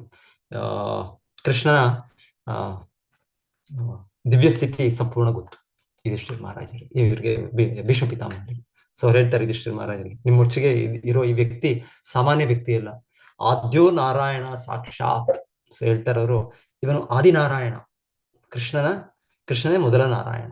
ಕೃಷ್ಣ ಏನ್ ಹೇಳ್ತೇವೆ, ನಾರಾಯಣ ರೂಪಗಳಂದ್ರೆ ಭಗವಂತನ ಎಲ್ಲ ವಿಸ್ತರಣೆಗಳು ನಾರಾಯಣ ರೂಪ ಅಂತ ಹೇಳ್ತೇವೆ. ಅದೇ ಕೃಷ್ಣ ಇದು ಫಸ್ಟ್ ನಾರಾಯಣ. ಬ್ರಹ್ಮದೇವರು ಕೂಡ ಹೇಳ್ತಾರೆ ಆ ಬ್ರಹ್ಮವಿಮಾನದಲ್ಲಿ ನಂತರ ಅವರು ನಾವು ಕೇಳೋ ಚೈತನ್ಯ ಚರಿತಾಮೃತದಲ್ಲಿ ಕೇಳೋದು, ಕೃಷ್ಣನಿಗೆ ಅವ್ರು ಹೇಳೋದು ನೀನು ಆದಿನಾರಾಯಣ. ಕೃಷ್ಣ ಹೇಳ್ತಾರೆ ಬ್ರಹ್ಮನಿಗೆ, ನೀನು ನಾರಾಯಣನ ಮಗ, ನೀನು ಗರ್ಭೋದಕ ಕ್ಷಾಯಿ ವಿಷ್ಣುವಿಂದ ಹುಟ್ಟಿದ ಮಗ. ಸೊ ನೀನ್ ಹೇಗೆ ನನ್ನನ್ನು ತಂದೆ ಅಂತ ಕರೀತಾ ಇದೆಯಾ? ನಾನು ಒಬ್ಬ ಗೋಪಾಲ, ನಾನೊಬ್ಬ ಇದು ಕೃಷ್ಣ ಯಾವಾಗ್ಲೂ ಗೋಪಾಲ, ಗೋವಿಂದ. ಸೊ ನಾನು ನಿನ್ನ ತಂದೆ ಅಲ್ಲ ಅಂತ ಹೇಳ್ತಾರೆ ಬ್ರಹ್ಮನಿಗೆ. ಸೊ ಆಗ ಬ್ರಹ್ಮದೇವರು ಇಲ್ಲ ಇಲ್ಲ ಇಲ್ಲ, ನೀನೇ ನನ್ನ ತಂದೆ, ನೀನೇ ಆದಿನಾರಾಯಣ, ನೀನೇ ಮೊದಲ ಇದು ವ್ಯಕ್ತಿ, ಮೂಲ ಎಲ್ಲ ನಾರಾಯಣ ರೂಪಗಳಿಗೆ. ಸೊ ಅದೇ ಮಾತನ್ನು ಆದಿನಾರಾಯಣ ಅಂತ ಇವರು ಕೂಡ ಎಲ್ಲಿ ಆದ್ಯ ನಾರಾಯಣ ಸಾಕ್ಷಾತ್ ಭೀಷ್ಮ ಪಿತಾಮಹರು ಹೇಳ್ತಾರೆ ಯುಧಿಷ್ಠಿರ ಮಹಾರಾಜ. ನಿಮ್ಮೊಟ್ಟಿಗೆ ಇದ್ದಾರಲ್ಲ, ಸಾಮಾನ್ಯ ವ್ಯಕ್ತಿಯಾಗಿ ನಿಮಗೆ ಸೇವೆ ಮಾಡ್ತಾ ಇದ್ದಾರೆ, ಒಂದು ನಿಮ್ಮ ದೂತನಾಗಿ, ನಿಮ್ಮ ಪಾರ್ಥ ಸಾರಥಿಯಾಗಿ, ಇನ್ನೊಂದು ನಿಮ್ಮ ಹಿತೈಷಿಯಾಗಿ, ನಿಮ್ಮ ಎಲ್ಲ ರೀತಿಯಲ್ಲೂ ನಿಮಗೆ ಆಪ್ತ ಬಂಧುವಾಗಿ ಇದ್ದಾನೆ ಈ ವ್ಯಕ್ತಿ ಸಾಮಾನ್ಯ ವ್ಯಕ್ತಿ ಅಲ್ಲ, ಇವನು ಆದಿನಾರಾಯಣ ಅಂತ ಭೀಷ್ಮ ಪಿತಾಮಹ. ಸುಶೀಲ ಪ್ರಭಾತ್ ಬಹಳ ಚೆನ್ನಾಗಿ ಹೇಳ್ತಾರೆ, ಈ ರೀತಿ ಅಧಿಕೃತ ವ್ಯಕ್ತಿಯಿಂದ ನಾವು ಕೇಳಿ ಕೃಷ್ಣನ ಅರ್ಥ ಮಾಡ್ಕೊಳ್ಳೋದು. ಕೃಷ್ಣನ ಅರ್ಥ ಮಾಡ್ಕೊಳ್ಳೋದು, ಆಧ್ಯಾತ್ಮಿಕ ವಸ್ತು ವಿಷಯನ ಅರ್ಥ ಮಾಡ್ಕೊಳ್ಳೋದು ಅಂದ್ರೆ ಒಂದು ಅಧಿಕಾರಿಯಿಂದ ಕೇಳಿ. ಸೊ ಅಧಿಕಾರಿ ಯಾರು? ಭೀಷ್ಮ ಪಿತಾಮಹರ ಅಧಿಕಾರಿಯಿಂದ ನಮಗೆ ಕೃಷ್ಣನ ಸ್ಥಿತಿ, ನಮ್ಮ ಸ್ಥಿತಿ ನಮಗೆ ಗೊತ್ತಾಗುತ್ತೆ. ಸೊ ಮತ್ತೆ ಅವ್ರಿಗೆ ಇಮಿಡಿಯೇಟ್ ಅಟ್ರಾಕ್ಷನ್ ಅಂದ್ರೆ ಅವ್ರಿಗೆ ಪಾರ್ಥಸಾರಥಿ. ಅವ್ರು ಹೇಳ್ತಾರೆ ಅವ್ರ ಮನಸ್ಸಿನಲ್ಲಿ ಅದು ಆ ಯುದ್ಧ ಭೂಮಿಯಲ್ಲಿ ಕೃಷ್ಣನು ಅಲ್ಲಿ ಒಂದು ಫೈಟಿಂಗ್ ಇದರಲ್ಲಿ ಆ ಒಂದು ಡ್ರೆಸ್, ಪಾರ್ಥಸಾರಥಿ ಅಂದ್ರೆ ಸಾರಥಿ ಅಂದ್ರೆ ಅಲ್ಲೆಲ್ಲ ರಕ್ಷಣೆಗೆಲ್ಲ ಹಾಕೊಂಡು ಇರೋದು ಅದು ಆಕರ್ಷಣೆ ಯಾರಿಗೆ? ಭೀಷ್ಮ ಪಿತಾಮಹರಿಗೆ. ಸೊ ಅರ್ಜುನನಿಗೆ ಆ ರೂಪ ಕಾಣಿಸ್ತಿಲ್ಲ, ಪಾರ್ಥಸಾರಥಿ ರೂಪ ಕಾಣಿಸ್ತಿಲ್ಲ, ಅವ್ರ ಹಿಂದೆ ಇದ್ರು. ಆದ್ರೆ ಇವರಿಗೆ ಅದು ಆಕರ್ಷಣೆ. ಹೇಳ್ತಾರೆ ಆ ಸೂರ್ಯಕಿರಣಗಳು ಅವರ ಡ್ರೆಸ್ ಮೇಲೆ ಬೀಳ್ತಾ ಇದ್ರೆ ಅವ್ರಿಗೆ ಅದನ್ನ ಮರಿಲಿಕ್ಕೆ ಸಾಧ್ಯ ಇಲ್ಲ. ಅವ್ರಿಗೆ ಯಾರಿಗೆ? ಭೀಷ್ಮ ಪಿತಾಮಹರಿಗೆ. ಅವ್ರಿಗೆ ಕೃಷ್ಣ ನೋಡೋ ಅದೇ ನೆನಪು ಬರ್ತಾ ಇದೆ. ಓ, ಕೃಷ್ಣ ಎಷ್ಟು ಸುಂದರವಾಗಿ. ಸೊ ಕೃಷ್ಣನ ಅವರ ವಿವರಣೆ ಕೊಡೋದವರು. ಕೃಷ್ಣ ಇದು ಇದು ಆಧ್ಯಾತ್ಮಿಕ ಕೃಷ್ಣನ ದೇಹ. ಇದು ಭೌತಿಕವಾಗಿದ್ರೆ ಯಾಕೆ ಭೀಷ್ಮ ಪಿತಾಮಹರು ಅದರ ಗುಣಗಾನ ಮಾಡ್ತಾರೆ? ಇದು ಆಧ್ಯಾತ್ಮಿಕ ಕೃಷ್ಣನ ಸಚ್ಚಿದಾನಂದ ಸ್ವರೂಪ. ಸೊ ಅವರು ಅದು ಆಕರ್ಷಿತರಾಗಿ ಅವರು ಕೃಷ್ಣನ ಆ ನೆನಪು ಸ್ಮರಣೆಯಲ್ಲಿ ಮಗ್ನರಾಗ್ತಾರೆ. ಮತ್ತೆ ಅವರು ಅಂದ್ರೆ ಆ ಒಂದು ರಸ ಅವರದಲ್ಲಿರೋದು ಕೃಷ್ಣನಿಗೆ ಶಿವಾಲ್ರಿ, ವೀರ್ಯ ರಸ. ಸೊ ಅದರಲ್ಲಿ ಅವರು ಕೃಷ್ಣನ ಸೇವೆ ಮಾಡೋದು, ಕೃಷ್ಣನಿಗೆ ಬಾಣಗಳು ಬಿಟ್ಟು ಅವರ ದೇಹದಿಂದ ರಕ್ತ ಬರೋ ರೀತಿಯಲ್ಲೆಲ್ಲ ಆಗುತ್ತೆ. ಸೊ ಅದೆಲ್ಲ ಸ್ಮರಿಸ್ತಾರೆ. ಸ್ಮರಿಸಿ ಅಂದ್ರೆ ಕೃಷ್ಣನ ಸ್ಮರಿಸೋದು ಅಂದ್ರೆ ಕೃಷ್ಣ ನಾಮವನ್ನು ಸ್ಮರಿಸೋದು, ಕೃಷ್ಣ ಲೀಲೆಯನ್ನು ಸ್ಮರಿಸೋದು, ಕೃಷ್ಣನ ಗುಣಗಳನ್ನು ಸ್ಮರಿಸೋದು, ಕೃಷ್ಣನ ರೂಪವನ್ನು ಸ್ಮರಿಸೋದು. ಸೊ ಈ ತರ ಅವರು ಕೃಷ್ಣನ ಸ್ಮರಣೆ ಮಾಡ್ತಾ ಮಾಡ್ತಾ ಮಾಡ್ತಾ ಆ ಸಮಯಕ್ಕೆ ಕರೆಕ್ಟ್ ಆಗಿ ಅವ್ರು ಈ ಉಪದೇಶಗಳೆಲ್ಲ ಕೊಡ್ತಾ ಇರ್ತಾರೆ. ಇದ್ದಾಗೆಲ್ಲ ಬೇರೆ ಬೇರೆ ಕರ್ತವ್ಯಗಳು. ಅಷ್ಟೊತ್ತಿಗೆ ಉತ್ತರಾಯಣ ಸಮಯ ಬರುತ್ತೆ. ಸೊ ಉತ್ತರಾಯಣ ಸಮಯ ಬಂದಾಗ ಆ ಗಳಿಗೆಯನ್ನು ಉಪಯೋಗಿಸ್ಕೊಂಡು ಅವರು ಸಂಪೂರ್ಣ ಮತ್ತೆ ಇನ್ನ ಕೃಷ್ಣನ ಮೇಲೆ ಮನಸ್ಸು ಮಗ್ನರಾಗಿ ಬಿಡ್ತಾರೆ ಎಲ್ಲ ಇದನ್ನು.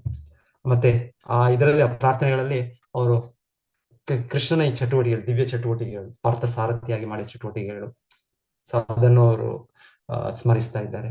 ಮತ್ತೆ ಕೃಷ್ಣನ ಗೋಪಿಕೆಯರ ಒಟ್ಟಿಗೆ ಮಾಡಿದ ಚಟುವಟಿಕೆಗಳು ಅದನ್ನು ಸ್ಮರಿಸ್ತಾರೆ. ಸೊ ಅಲ್ಲೆಲ್ಲ ಹೇಳ್ತಾರೆ ಶ್ರೀಲ ಪ್ರಭುಪಾದರು, ಅವರೆಲ್ಲ ಸ್ಮರಿಸ್ತಾ ಇರೋದೇನಂದ್ರೆ ಅವರೆಲ್ಲರ ಕೃಪೆ ಇವರಿಗೆ ಬೇಕು. ಸೊ ಭಕ್ತರಾದವರು ಇನ್ನೊಬ್ಬ ಭಕ್ತರ ಕೃಪೆಯನ್ನು ಯಾವಾಗಲೂ ಯಾಚಿಸ್ತಾ ಇರ್ತಾರೆ. ಸೊ ಭೀಷ್ಮ ಪಿತಾಮಹರು ತುಂಬಾ ದೊಡ್ಡ ಭಕ್ತರು. ಅವರು ಈ ರೀತಿ ಅರ್ಜುನನ ಒಂದು ಭಾಗ್ಯ ಸ್ಥಿತಿಯನ್ನು ಸ್ಮರಿಸ್ತಾ ಇದ್ದಾರೆ, ಗೋಪಿಕೆಯರ ಭಾಗ್ಯ ಸ್ಥಿತಿಯನ್ನು ಸ್ಮರಿಸ್ತಾ, ಸೊ ಅವರ ಕೃಪೆಯನ್ನು ಯಾಚಿಸ್ತಾ ಅವರು ಮತ್ತೆ ದೇಹ ತ್ಯಾಗ ಮಾಡೋದು. ಮತ್ತೆ ಕೃಷ್ಣನೇ, ನಾನು ಈ ರೀತಿ ವೈರಿಯಾಗಿ ಕೃಷ್ಣನೊಟ್ಟಿಗೆ ನಾನು ಯುದ್ಧ ಮಾಡಿದ್ರು ಕೂಡ ಮಹಾಭಾರತದಲ್ಲಿ ಆ ಭಗವಂತ ನನ್ನ ಎದುರು ಬಂದಿದ್ದಾನೆ, ಯಾಕಂದ್ರೆ ನಾನು ಅವನ ನಿತ್ಯ ಸೇವಕ ನಾನು. ಸೊ ಅಂತ ಅದನ್ನು ಕೂಡ ಅವರು ಸ್ಮರಿಸ್ತಾ ಮತ್ತೆ ಅವರು ದೇಹ ತ್ಯಾಗ ಮಾಡೋದು.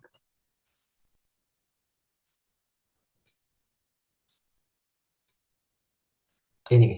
ಸೊ ಇದು ಚರ್ಚೆ ಮಾಡಿ, ಇದು ಟಾಪಿಕ್ ಯಾವ್ದು ಅಂತ ಇದ್ದೀನೋ 25-26ನೇ ಶ್ಲೋಕ.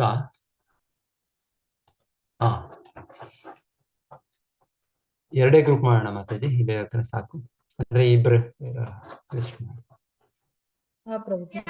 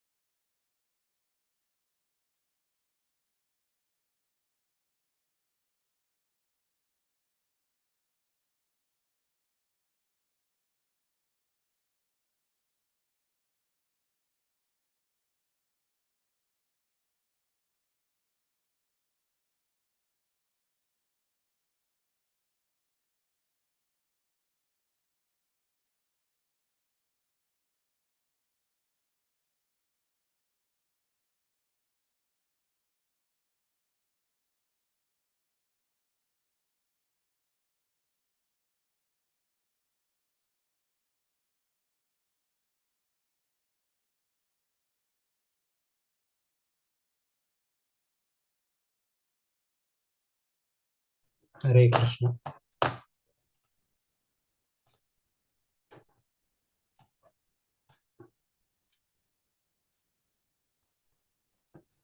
ಓಕೆ, 26ನೇ ಶ್ಲೋಕದ ಇದರಿಂದ ಯಾರು ಡಿಸ್ಕಸ್ ಮಾಡ್ತೀರಾ? ಗ್ರೂಪ್ 1. ಪ್ರಭುಜಿ ಅಟೆಂಡೆನ್ಸ್ ಲಿಂಕ್ ಶೇರ್ ಮಾಡಿದ್ದಾರೆ, ಒಂದ್ ಹಾ. ನಿಮಿಷ ಎಲ್ಲರೂ ಅಟೆಂಡೆನ್ಸ್ ಹಾಕ್ತಾರೆ. ಓಕೆ.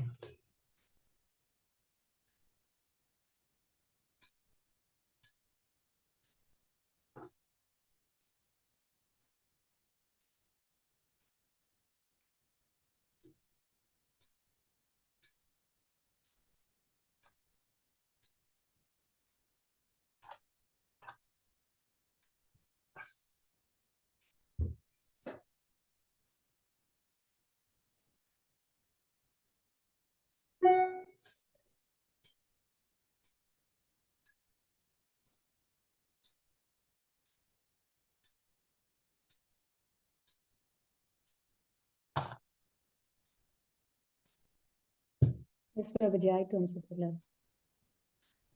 ಓಕೆ ಮಾತಾಜಿ, ಯಾರು ಸೆಲೆಕ್ಟ್ ಮಾಡಿದೀರಾ ಗ್ರೂಪ್ 2 ಗ್ರೂಪ್ ಅಲ್ಲಿ ಯಾರು ಹೇಳ್ತಾರೆ ಅಂತ? ಹರೇ ಕೃಷ್ಣ. ಪ್ರಭುಜಿ ಕೇಳ್ತಾ ಇದಾರೆ, ಗ್ರೂಪ್ 1 ಇಂದ ಯಾರೆಲ್ಲ ಹೇಳ್ತಾ ಇದಾರೆ ಹ್ಯಾಂಡ್ ರೈಸ್ ಮಾಡಿ.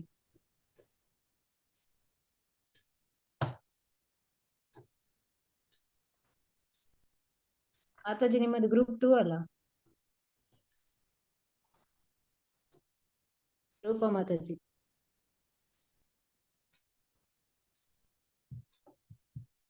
ಗ್ರೂಪ್ 1 ಅಲ್ಲ ಈಗ? Group 1 Mataji first. Okay. Group A.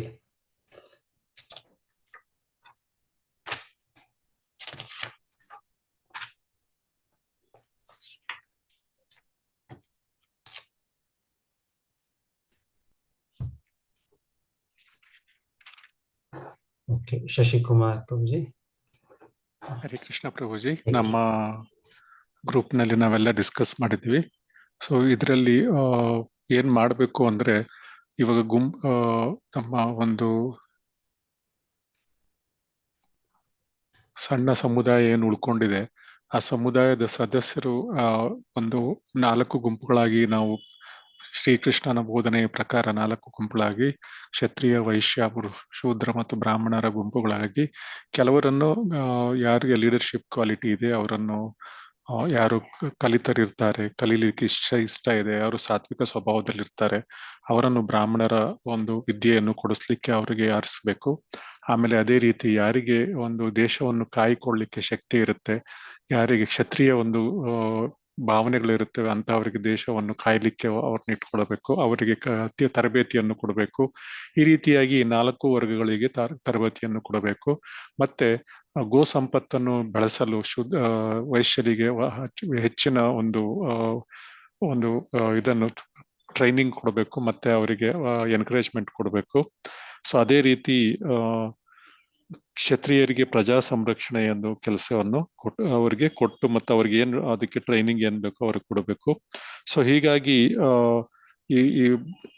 ಈ ರೀತಿಯಾಗಿ ನಾವು ಬ್ರಾಹ್ಮಣರ ಒಂದು ಇದನ್ನು ಮಾಡಬಹುದು. ಮತ್ತೆ ಈ ಕ್ಷತ್ರಿಯರಿಗೆ ಅವರು ಎಲ್ಲರನ್ನು ಅಂದ್ರೆ ಬ್ರಾಹ್ಮಣರನ್ನು, ಬ್ರಾಹ್ಮಣರನ್ನು ಮತ್ತೆ ಸ್ತ್ರೀಯರನ್ನು, ಮಕ್ಕಳನ್ನು ಮತ್ತು ವೃದ್ಧರನ್ನು ರಕ್ಷಿಸುವ ಒಂದು ಬಗ್ಗೆ ಅವರಿಗೆ ತಿಳಿಸಿ ಹೇಳಿಕೊಡುವ ಒಂದು ವಿಧವನ್ನು ಕೊಡಬೇಕು. ಮತ್ತೆ ಇನ್ನೊಂದು ವಿಜ್ಞಾನವನ್ನು ಹೇಳ್ಕೊಡ್ಬೇಕಂದ್ರೆ, ಭೋಕ್ತಾರಂ ಯಜ್ಞ ತಪಸಾಂ ಸರ್ವಲೋಕ ಮಹೇಶ್ವರಂ ಅನ್ನೋದನ್ನು ಎಲ್ಲರಿಗೂ ಹೇಳಿಕೊಡುವ ಹಾಗೆ ಒಂದು ನಾವು ಶಾಲಾ ಪದ್ಧತಿಯನ್ನು ಪ್ರಾರಂಭಿಸಬೇಕು. ಈ ರೀತಿಯಾಗಿ ನಾವು ನಮ್ಮ ಸಮುದಾಯವನ್ನು ಮುಂದಕ್ಕೆ ತೆಗೆದುಕೊಂಡು ಹೋಗ್ಬೋದು ಅಂತ ನಾವು ವಿಚಾರ ಮಾಡಿದ್ವಿ ಪ್ರಭುಜಿ. ಬಿಟ್ಟು ಇನ್ಯಾರಾದ್ರೂ ಯಾವ್ದಾದ್ರು ಪಾಯಿಂಟ್ ಮಿಸ್ ಆಗಿದ್ರೆ ಹೇಳ್ಬೋದು ನಮ್ಮ ಈ ಗ್ರೂಪ್ ಇಂದ. ಧನ್ಯವಾದಗಳು. ಹರೇ ಕೃಷ್ಣ ಪ್ರಭುಜಿ. ಹರೇ ಕೃಷ್ಣ. ಹರೇ ಕೃಷ್ಣ ಪ್ರಭುಜಿ, ಸ್ವಲ್ಪ ಆಡ್ ಮಾಡ್ಬೋದಾ ನಮ್ಮ ಗ್ರೂಪ್ ಇಂದ? ಹೇಳಿ. 1ನೇ ಗ್ರೂಪ್ ಇಂದ ಅಂದ್ರೆ ಇಲ್ಲಿ ಹೊಸ ಸಮುದಾಯವನ್ನು ನಾವು ಮಾಡಬೇಕು. ಅದು ದೈವಿ ವರ್ಣಾಶ್ರಮ ಪ್ರಕಾರ. ಅಂದ್ರೆ ಇಲ್ಲಿ ಯಾರಿಗೆ ಬ್ರಾಹ್ಮಿನಿಕಲ್ ಕ್ವಾಲಿಟೀಸ್ ಇರುತ್ತೆ, ಅಂದ್ರೆ ಸತ್ವಗುಣ ಇರುತ್ತೆ, ಅವರಿಗೆ ಬ್ರಾಹ್ಮಿನಿಕಲ್ ಕ್ವಾಲಿಟೀಸ್ ಇದ್ದವ್ರನ್ನ ಅವರು ಬ್ರಾಹ್ಮಣ ವರ್ಗದಲ್ಲಿ ಅದರಲ್ಲಿ ಡೆವಲಪ್ ಆಗೋ ಹಾಗೆ ಕೃಷ್ಣ ಕಾನ್ಶಿಯಸ್ನೆಸ್ ನಲ್ಲಿ ಅವರು ಮುಂದುವರಿಲಿಕ್ಕೆ ಅವರಿಗೆ ಅವಕಾಶಗಳನ್ನು ಕೊಟ್ಟು ಮಾಡ್ಬೇಕು. 2ನೇದು, ಯಾರಿಗೆ ಆಡಳಿತ ನಡಲಿಕ್ಕೆ ಗ್ರಾಮ ಪಂಚಾಯತಿ ಮಾಡೋದು, ಅಥವಾ ಈ ತರ ಒಂದು ಆ ಊರಿನ ಆ ಸಮುದಾಯದ ಆಡಳಿತ ಮತ್ತು ಆ ಸಮುದಾಯದ ರಕ್ಷಣೆ ಅದಕ್ಕೆ ಅವರಿಗೆ ಕೊಡಬಹುದು ಮತ್ತು ಅದೇ ರೀತಿಯ ತರಬೇತಿ ಕೊಡಬೇಕು. ಮೂರನೇದು ಆ ಸಮುದಾಯಕ್ಕೆ ಬೇಕಾಗಿರ್ತಕ್ಕಂತಹ ಆಹಾರ ಮತ್ತು ಕೃಷಿ ಮತ್ತು ಗೋ ಸಂರಕ್ಷಣೆ ಇದನ್ನ ಮಾಡ್ಲಿಕ್ಕೆ ಕೃಷಿಗಾಗಿ ಎಲ್ಲ ಜಮೀನುಗಳನ್ನ ಅವರು ಮಾಡ್ಕೊಂಡು ಅಲ್ಲಿ ಬೇಕಾಗಿದ್ದ ಆ ಒಂದು ಸಮುದಾಯಕ್ಕೆ ಬೇಕಾಗಿದ್ದ ಕೃಷಿ ಉತ್ಪನ್ನ, ತರಕಾರಿ, ಹಣ್ಣು, ಧಾನ್ಯಗಳನ್ನ ಬೆಳೆಸ್ಕೊಳ್ಳೋದು, ಮತ್ತೆ ಅದರ ಜವಾಬ್ದಾರಿ ಮತ್ತು ಒಂದು ಡೈರಿ ಜವಾಬ್ದಾರಿ, ಯಾರಿಗೆ ವೈಶ್ಯರ ಲಕ್ಷಣಗಳಿದೆ, ಗುಣಗಳಿದೆ ಅದನ್ನ ಅವರಿಗೆ ಕೊಡುವುದು. ಮತ್ತು ನಾಲ್ಕನೆಯದು ಶೂದ್ರ ವರ್ಗದವರು, ಅವರು ಅಂದ್ರೆ ಈ ಎಲ್ಲರಿಗೂ ಕೂಡ ಸಹಾಯ ಮಾಡುವುದು, ಅಂದ್ರೆ ಡೈರಿಯಲ್ಲಿ ಕೆಲಸ ಮಾಡೋದು ಅಥವಾ ಇದು ಕೃಷಿ ಉತ್ಪನ್ನಕ್ಕೆ ಅವರು ಕೆಲಸ ಮಾಡೋದು. ಹೀಗೆ 4 ರೀತಿಯ ವರ್ಣ ಮತ್ತು ಆಶ್ರಮವನ್ನು ಮಾಡ್ಕೊಳ್ಳೋದು. ಆಶ್ರಮದಲ್ಲಿ ಜನರಿಗೆ ಅಂದ್ರೆ ಬೋಧನೆ ಅಂದ್ರೆ ಯಾವ ತರ ಅಂತಂದ್ರೆ ವೈರಾಗ್ಯ ಮಾರ್ಗಕ್ಕೆ ಹೇಗೆ ಹೋಗ್ಬೇಕು ಅಂತ, ಅಂದ್ರೆ ಅಲ್ಲಿ ಬ್ರಹ್ಮಚರ್ಯ ಅಂದ್ರೆ ಅಲ್ಲಿ ವಿದ್ಯಾರ್ಥಿಗಳಿಗೆ ಯಾವ ತರ ಜೀವನ ಮಾಡ್ಬೇಕು ಅಂತ ಬೋಧಿಸುವುದು. ಮತ್ತೆ ಗೃಹಸ್ಥರಿಗೆ ಯಾವ ರೀತಿ ಸಿಂಪಲ್ ಲಿವಿಂಗ್ ಮಾಡ್ಕೊಂಡು ಅಲ್ಲಿ ಪರಿಶುದ್ಧ ಮನಸ್ಸಿನಿಂದ ಆರೋಗ್ಯಕರ ದೇಹದಿಂದ ಬೇರೆಯವರಿಗೆ ಕೆಡುಕು ಬಯಸದೆ ಸರಳ ಜೀವನವನ್ನು ಮಾಡಬೇಕು. ಮತ್ತು ಯಾರಿಗೆ ಅವರು ತಮ್ಮ ಧರ್ಮ ಪತ್ನಿಯಿಂದ ಮಾತ್ರ ಮಕ್ಕಳನ್ನು ಪಡೆಯೋದು, ಇದನ್ನೆಲ್ಲ ಎಜುಕೇಶನ್ ಕೊಡೋದು. ಮತ್ತೆ ಮೂರನೆಯದು ಅಂತಂದ್ರೆ ಗೃಹಸ್ಥ ಧರ್ಮದಿಂದ ವೈರಾಗ್ಯವನ್ನು ಬಳಸ್ಕೊಂಡು ಅಂದ್ರೆ 50 ವರ್ಷದ ನಂತರ ಅವರು ವಾನಪ್ರಸ್ಥ ಜೀವನದ ತರ ಮಾಡಬೇಕು. ಈ ರೀತಿ ಕಾನ್ಶಿಯಸ್ನೆಸ್ ಗೆ ಅವರು ಹೋಗುವ ಹಾಗೆ ಅಂದ್ರೆ ಮಾಡೋದು. ಈ ತರ ಒಂದು ನಾವು ಮಾಡ್ಬೇಕು ಅಂತ ಹೀಗೆ ಒಂದು ನಾವು ಡಿಸ್ಕಸ್ ಮಾಡಿದ್ದೇವೆ ಪ್ರಭುಜಿ. ಸಮುದಾಯವನ್ನು ಹೇಗೆ ಕಟ್ಟುವುದು ಒಂದು ಯುದ್ಧ ಆದ ಮೇಲೆ ಅಂತ ಹಾಗೆ ಪ್ರಭುಜಿ. ಹರೇ ಕೃಷ್ಣ. ಧನ್ಯವಾದ. ಹೇಳ್ಬೇಕು ಅಂದ್ರೆ ಗ್ರೂಪ್ 1 ಇಂದ ಸರಿ ಕಮಲ ಮಾತಾಜಿ, ನೀವು ಕೂಡ ಗ್ರೂಪ್ 1 ಹರೇ ಕೃಷ್ಣ. ನಾನು ಗ್ರೂಪ್ 1 ಅಲ್ಲೇ ಇದ್ದೆ ಪ್ರಭುಜಿ. ಪಾಯಿಂಟ್ಸ್ ಬಿಟ್ಟಿದ್ರೆ ಅವ್ರ ಬಿಟ್ಟಿರೋದು ಮಾತ್ರ ಹೇಳಿ. ಪಾಯಿಂಟ್ಸ್ ಅಷ್ಟೇ ಅಂದ್ರೆ ಈಗ ವರ್ಣಾಶ್ರಮದ ಆ ಗ್ರೂಪ್ ಅಲ್ಲೇ ನಾವು ಒಂದು ಯೋಗ ಇದು ಗುರುಕುಲ ಅನ್ನೋದನ್ನು ಒಂದು ಸ್ಥಾಪನೆ ಮಾಡ್ಬೇಕು ಅನ್ಕೊಳ್ಳಿ. ಉಳಿದಿರೋ ಸಮುದಾಯದಲ್ಲಿ ಅಲ್ಲಿ ಯಾರು ಬ್ರಾಹ್ಮಣೀಸ್ ಕ್ವಾಲಿಟೀಸ್ ಇರುತ್ತೋ ಅಂತವ್ರು ಗುರುಕುಲ ಮಾಡಿ ಆ ಮಕ್ಕಳಿಗೆ ಅವರು ವೇದ ಪಾಠಗಳನ್ನು ಹೇಳ್ಕೊಡ್ಬೇಕು.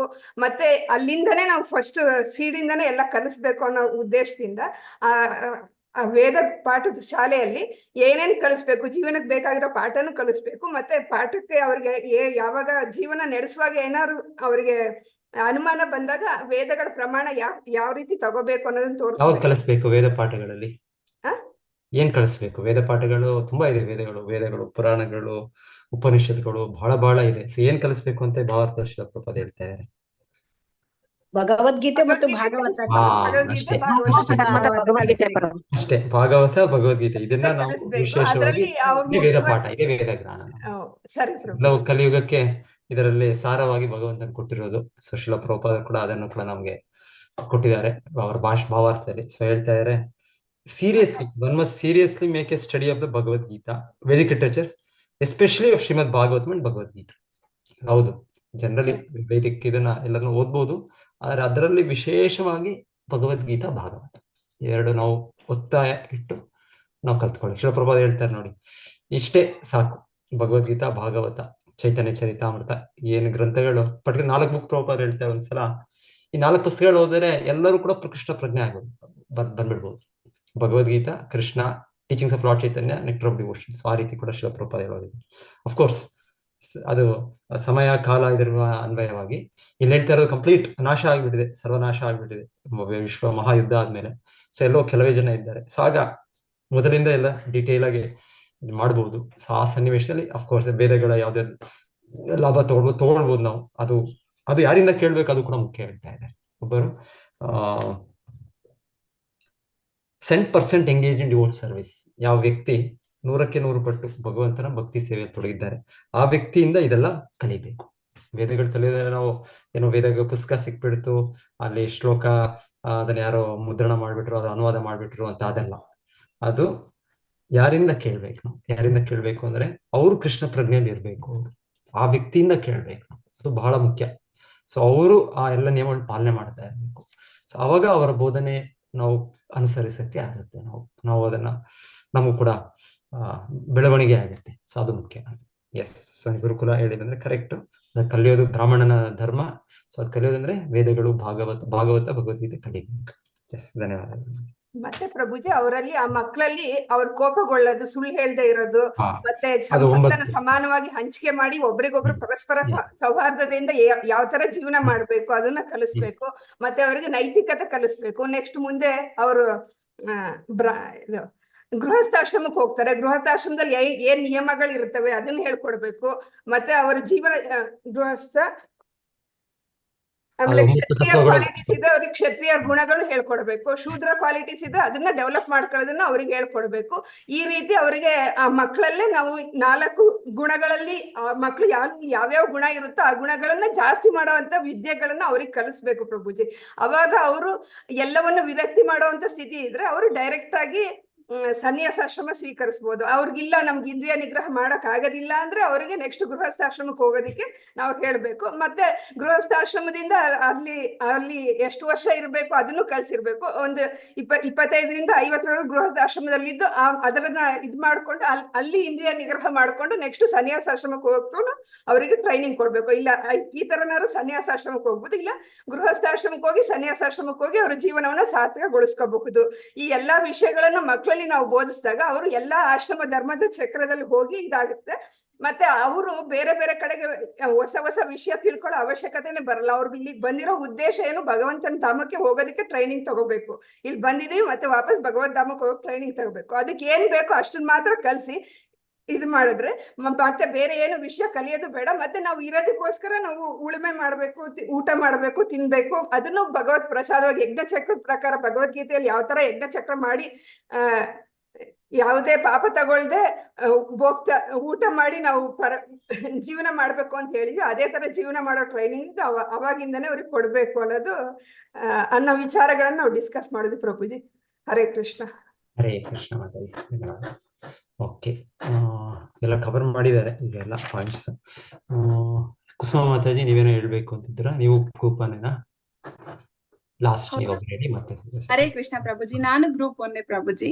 ಇಲ್ಲಿ ನಮ್ಗೆ ಮುಖ್ಯವಾಗಿ ನಮ್ಗೆ ವೈರಾಗ್ಯ ಮತ್ತೆ ರಾಗಮಾರ್ಗ 2 ಮಾರ್ಗಗಳ ಬಗ್ಗೆ ವರ್ಣನೆಯನ್ನ ನಮ್ಗೆ ಭೀಷ್ಮಾಚಾರ್ಯರು ಕೊಡ್ತಾ ಇದ್ದಾರೆ ಪ್ರಭುಜಿ. ಇಲ್ಲಿ ವೈರಾಗ್ಯ ಅಂದ್ರೆ ನಿವೃತ್ತಿ ಮಾರ್ಗ, ಅಂದ್ರೆ ಇಂದ್ರಿಯ ತೃಪ್ತಿಗಳನ್ನು ಬಿಟ್ಟು ಕೇವಲ ನಾವು ಭಗವಂತನ ಸೇವೆಯನ್ನ ಮಾಡೋದು ವೈರಾಗ್ಯ ಅಂತ. ಅಂದ್ರೆ ಬ್ರಹ್ಮಚರ್ಯ, ವಾನಪ್ರಸ್ಥ, ಸನ್ಯಾಸ ಯಾರಿದ್ದಾರೆ ಇವರಿಗೆ ವೈರಾಗ್ಯ ಮಾರ್ಗವನ್ನ ತೋರಿಸ್ತಾ ಇದ್ದಾರೆ. ಹಾಗೆ ರಾಗ ಮಾರ್ಗ ಅಂದ್ರೆ ಇಲ್ಲಿ ಗೃಹಸ್ಥಾಶ್ರಮ ಮಾರ್ಗ, ಅಂದ್ರೆ ನಾವು ಮನೆಯಲ್ಲೇ ಇದ್ದು ಭಕ್ತಿ ಪಥದಲ್ಲಿ ಮುಂದುವರಿಬಹುದು.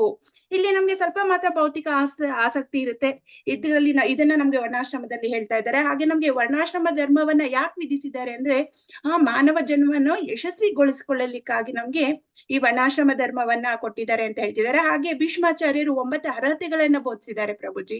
1 ಕೋಪಗೊಳ್ಳದಿರುವುದು, ಸುಳ್ಳು ಹೇಳ್ತಿರೋದು, ಮತ್ತೆ ಸಂಪತ್ತನ್ನು ಎಲ್ಲರಿಗೂ ಸಮಾನವಾಗಿ ಹಂಚಬೇಕು, ಆಮೇಲೆ ಕ್ಷಮಿಸುವ ಗುಣ ಇರಬೇಕು, ಆಮೇಲೆ ಕೇವಲ ಧರ್ಮ ಪತ್ನಿಯಿಂದ ಮಾತ್ರ ನಾವು ಮಕ್ಕಳನ್ನ ಪಡಿಬೇಕು, ಮತ್ತೆ ಪರಿಶುದ್ಧ ಮನಸ್ಸು ಮತ್ತು ಆರೋಗ್ಯಕರ ದೇಹವನ್ನ ನಾವು ಹೊಂದಿರ್ಬೇಕು ಅಂತ.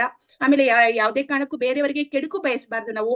ಹಾಗೆ ಸರಳವಾಗಿರ್ಬೇಕು ಮತ್ತು ಸೇವಕರು ಅಥವಾ ಅಧೀನರಿಗೆ ಆಸರೆಯಾಗುವುದು ಅಂತ ಇಲ್ಲಿ ಹೇಳ್ತಿದ್ದಾರೆ. ಅಂದ್ರೆ ಆತ್ಮ ಸಾಕ್ಷಾತ್ಕಾರವೇ ಜೀವನದ ಪರಮಧ್ಯೇಯ ಅನ್ಬಿಟ್ಟು ನಮ್ಗೆ ಇಲ್ಲಿ ತಿಳಿಸ್ಕೊಡ್ತಾ ಇದ್ದಾರೆ. ಹರೇ ಕೃಷ್ಣ ಪ್ರಭುಜಿ. ಹರೇ ಕೃಷ್ಣ ಮಾತಾಜಿ. ಹರೇ ಕೃಷ್ಣ.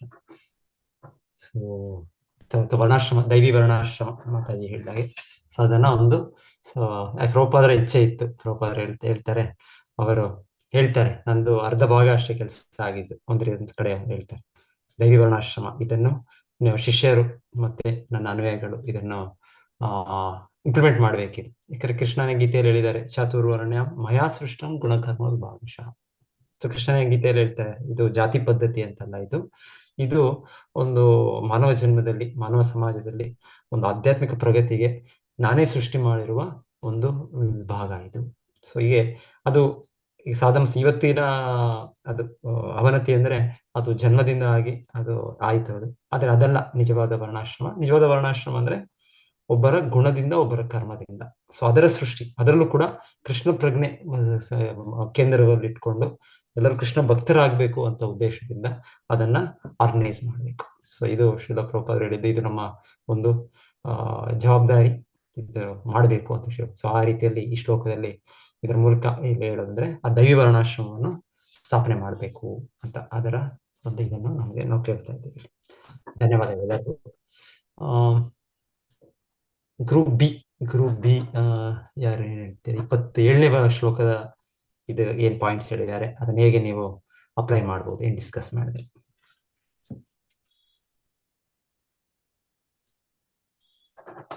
ಸೊ ಮೊದಲಿಗೆ ರೂಪಶಂಕರ್ ಮಾತಾಜಿಗೆ ಚಾನ್ಸ್ ಕೊಡ್ತೀನಿ, ಯಾಕಂದ್ರೆ ಆಗ್ಲೇ ಕೈ ಎತ್ತಿದ್ರು. ಹೇಳಿ ಮಾತಾಜಿ. ಹರೇ ಕೃಷ್ಣ ಪ್ರಭುಜಿ, ನಮ್ಮಲ್ಲಿ ನಾವು ಈಗ ಸ್ಪ್ಲಿಟ್ ಮಾಡಿದ್ದೇವೆ. ಅಂದ್ರೆ ನಾವು ಈಗ ದಾನ ಧರ್ಮದ ಕಾರ್ಯ ಏನು, ರಾಜಧರ್ಮ ಕಾರ್ಯ, ಮೋಕ್ಷ ಧರ್ಮ ಮತ್ತು ಅದೆಲ್ಲ ಅದು ಒಂದೊಂದು ಮಾತಾಜಿಯವರು ಹೇಳ್ತಾರೆ. ನಾನು ಇಲ್ಲಿ ಗೃಹಸ್ಥರ ಧರ್ಮ ಯಾವ್ದಂದ್ರೆ ಗೃಹಸ್ಥರು ಅವ್ರ ಮನೆಯಿಂದ ದಾನ ಮಾಡುದು, ಮತ್ತೆ ಅದು ಅವರ ಇಂಪಾರ್ಟೆಂಟ್ ಇದಿದೆ. ಒಬ್ಬರು ಕಷ್ಟವನ್ನು ಸಂಪಾದಿಸಿದ ಹಣನ ಕನಿಷ್ಠ 50% ಅವರು ದಾನ ಮಾಡ್ಬೇಕು ಗೃಹಸ್ಥರು ಅವರಿಗೆ. ಮತ್ತು 50 ಇದು ರೂಪಾ ಗೋಸ್ವಾಮಿಯವರು ಹೇಗೆ ಮಾಡಿದ್ದಾರೆ ಅವರ ತನ್ನ ಇದರಲ್ಲಿ 50% ಭಗವಂತನಿಗೆ ಸೇವೆಗೆ, 25% ಫ್ಯಾಮಿಲಿಯರಿಗೆ, 25 ಅವರಿಗೆ.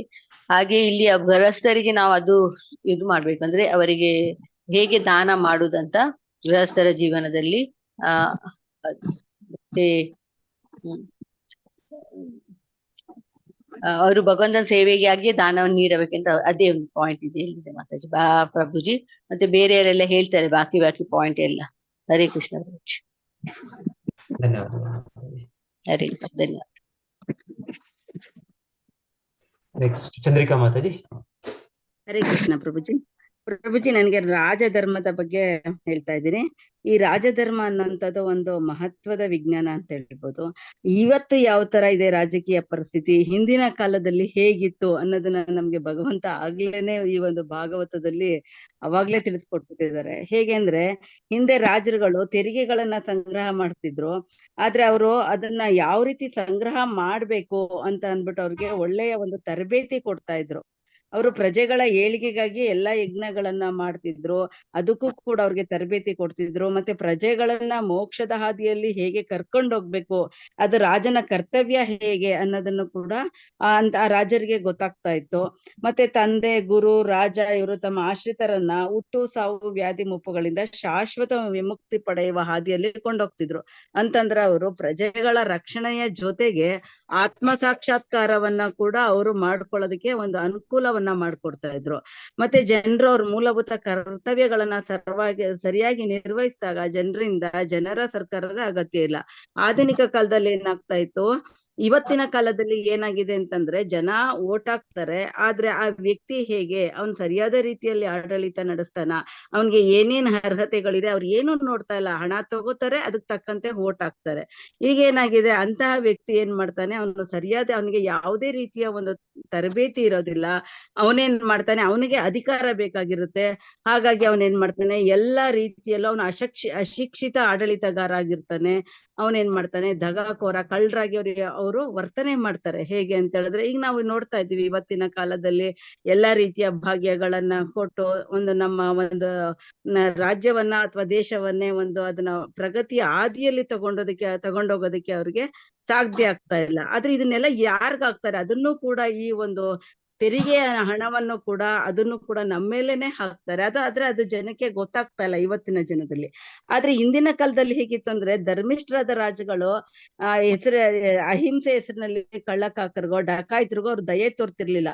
ಮತ್ತೆ ಅವ್ರು ಅಪರಾಧ ಮಾಡಿದ್ದಕ್ಕೆ ಅದಕ್ಕೆ ದೊಡ್ಡ ಶಿಕ್ಷೆಯನ್ನ ಕೊಡ್ತಿದ್ರು. ಅದರಿಂದ ಅಪರಾಧಗಳು ಕೂಡ ಆ ಒಂದು ಸಮಯದಲ್ಲಿ ತುಂಬಾ ಕಡಿಮೆ ಇತ್ತು. ಅದೇ ರೀತಿ ತೆರಿಗೆ, ಅವಾಗ ಕಾನೂನು ಕೂಡ ಸರಳ ಆಗಿತ್ತು. ಬಲಾತ್ಕಾರವಾಗ್ಲಿ ಅಥವಾ ಅತಿಕ್ರಮಣವಾಗಿ ಅವ್ರ ಹತ್ರ ಅವನು ವಸೂಲಿ ಮಾಡ್ತಾ ಇರ್ಲಿಲ್ಲ.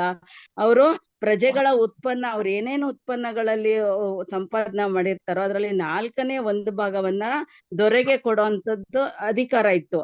ಆ ದೊರೆನೂ ಕೂಡ ಆ 1 ಭಾಗವನ್ನ ಅವನು ಸರಿಯಾದ ದಾರಿಯಲ್ಲಿ ಅವನು ಸ್ವೀಕಾರ ಮಾಡ್ತಿದ್ದ. ಪ್ರಜೆಗಳು ಕೂಡ ಅದನ್ನ ಕೊಡೋದಕ್ಕೆ ಅವ್ರು ಗೊಣಗ್ತಾ ಇರ್ಲಿಲ್ಲ. ಅವ್ರಿಗೆ ಗೊತ್ತಿತ್ತು ರಾಜ ಧರ್ಮನಿಷ್ಠನಾಗಿದ್ದಾನೆ, ಧಾರ್ಮಿಕ ಸೌಹಾರ್ದತೆಯಿಂದಾಗಿ ಆ ಒಂದು ಪ್ರಾಕೃತಿಕ ಸಂಪತ್ತು ಕೂಡ ಸಮೃದ್ಧ ಆಗಿರೋದ್ರಿಂದ ಅವ್ರೇನ್ ಮಾಡ್ತಾ ಇದ್ರು, ಆ ಒಂದು ತೆರಿಗೆ ಹಣವನ್ನ ಸಂತೋಷವಾಗಿ ರಾಜನ್ಗೆ ಅರ್ಪಿಸ್ತಾ ಇದ್ರು. ದವಸ ಧಾನ್ಯಗಳು, ಹಣ್ಣು, ಹೂವು, ರೇಷ್ಮೆ, ಚಂದ್ರಿಕಾ ಮಾತಾಡಿ, ನಿಮ್ ಟೈಮ್ ಆಯ್ತು. ಮತ್ತೆ ಎಲ್ಲ ಇದ್ದಿದ್ರಿಂದ ಅವ್ರು ಚೆನ್ನಾಗಿ ಕೊಡ್ತಿದ್ರು. ಮತ್ತೆ ಏನಾಗಿತ್ತು, ಇನ್ನೊಂದ್ ಪಾಯಿಂಟ್ ಹೇಳ್ಬಿಡ್ತೀನಿ ಮಾತಾಜಿ. ಮತ್ತೆ ರಾಜನ್ಗೆ ಗೊತ್ತಿತ್ತು, ಕೃಷ್ಣನಿಗೆ ತನ್ನ ಶುದ್ಧ ಭಕ್ತರಿಗಾಗುವ ಅವಮಾನ ಗಳನ್ನ ಖಂಡಿತ ಅವನು ಸಹಿಸೋದಿಲ್ಲ ಅನ್ನೋದು ರಾಜನಿಗೆ ಗೊತ್ತಿತ್ತು. ಹಾಗಾಗಿ ರಾಜ ಏನ್ ಮಾಡ್ತಾ ಇದ್ದ, ಸರಿಯಾದ ರೀತಿಯಲ್ಲಿ ಆಡಳಿತವನ್ನ ನಡೆಸ್ತಾ ಇದ್ದ. ಮತ್ತೆ ಅವನು ಕೂಡ ತನ್ನ ಸೇನಾಧಿಪತಿಗಳು, ಮಂತ್ರಿಗಳು ಎಲ್ಲರನ್ನು ಕೂಡ, ಸಿಪಾಯಿಗಳನ್ನು ಎಲ್ಲರನ್ನು ಕೂಡ ಅರ್ಹತೆಯ ಮೇಲೆ ಅವನು ಆರಿಸ್ತಾ ಇದ್ದ. ಮತ್ತೆ ನಾವೇನ್ ಮಾಡ್ತಾ ಇದೀವಿ ಇವತ್ತು, ಯಾವುದೇ ಶತ್ರುಗಳು ಆಕ್ರಮಣ ಮಾಡಿದ್ರೆ ಯುದ್ಧ ಕಾಲದಲ್ಲಿ ಶಸ್ತ್ರಾಭ್ಯಾಸ ಅಂತ ಮಾಡ್ತೀವಿ. ಆದ್ರೆ ಆಗ ಏನ್ ಮಾಡ್ತಾ ಇದ್ರು, ಆ ಶತ್ರುಗಳ ಆಕ್ರಮಣ ಮಾಡೋದಕ್ ಮೊದ್ಲೇ ರಕ್ಷಣೋಪಾಯಗಳನ್ನ ಮಾಡ್ಕೊತಾ ಇದ್ರು. ಮತ್ತೆ ಯೋಧರುಗಳನ್ನ ಆಯ್ಕೆ ಮಾಡ್ತಿದ್ರು. ಅವ್ರಿಗೂ ಕೂಡ ವಿಶೇಷ ಕರ್ತವ್ಯಗಳನ್ನ ಕೊಟ್ಟು ಆಗ ಒಂದು ರಾಜ್ಯವನ್ನ, ಒಂದು ರಾಮರಾಜ್ಯವನ್ನಾಗಿ ಅವರು ಪರಿವರ್ತನೆ ಮಾಡ್ತಾ ಇದ್ರು. ಹರೇ ಕೃಷ್ಣ ಪ್ರಭುಜಿ. ಹರೇ ಕೃಷ್ಣ. ಧನ್ಯವಾದಗಳು ಮಾತಾಜಿ. ಧನ್ಯವಾದಗಳು. ತುಂಬಾ ದೊಡ್ಡ ಇದೆ ಪಟ್ಟಿ, ಶಿವಪ್ರಭುಪಾದ ಕೊಟ್ಟಿರೋದು ರಾಜಧರ್ಮ, ತುಂಬಾ ಡೀಟೇಲ್ ಆಗಿದೆ. Yes, thank you Mataji.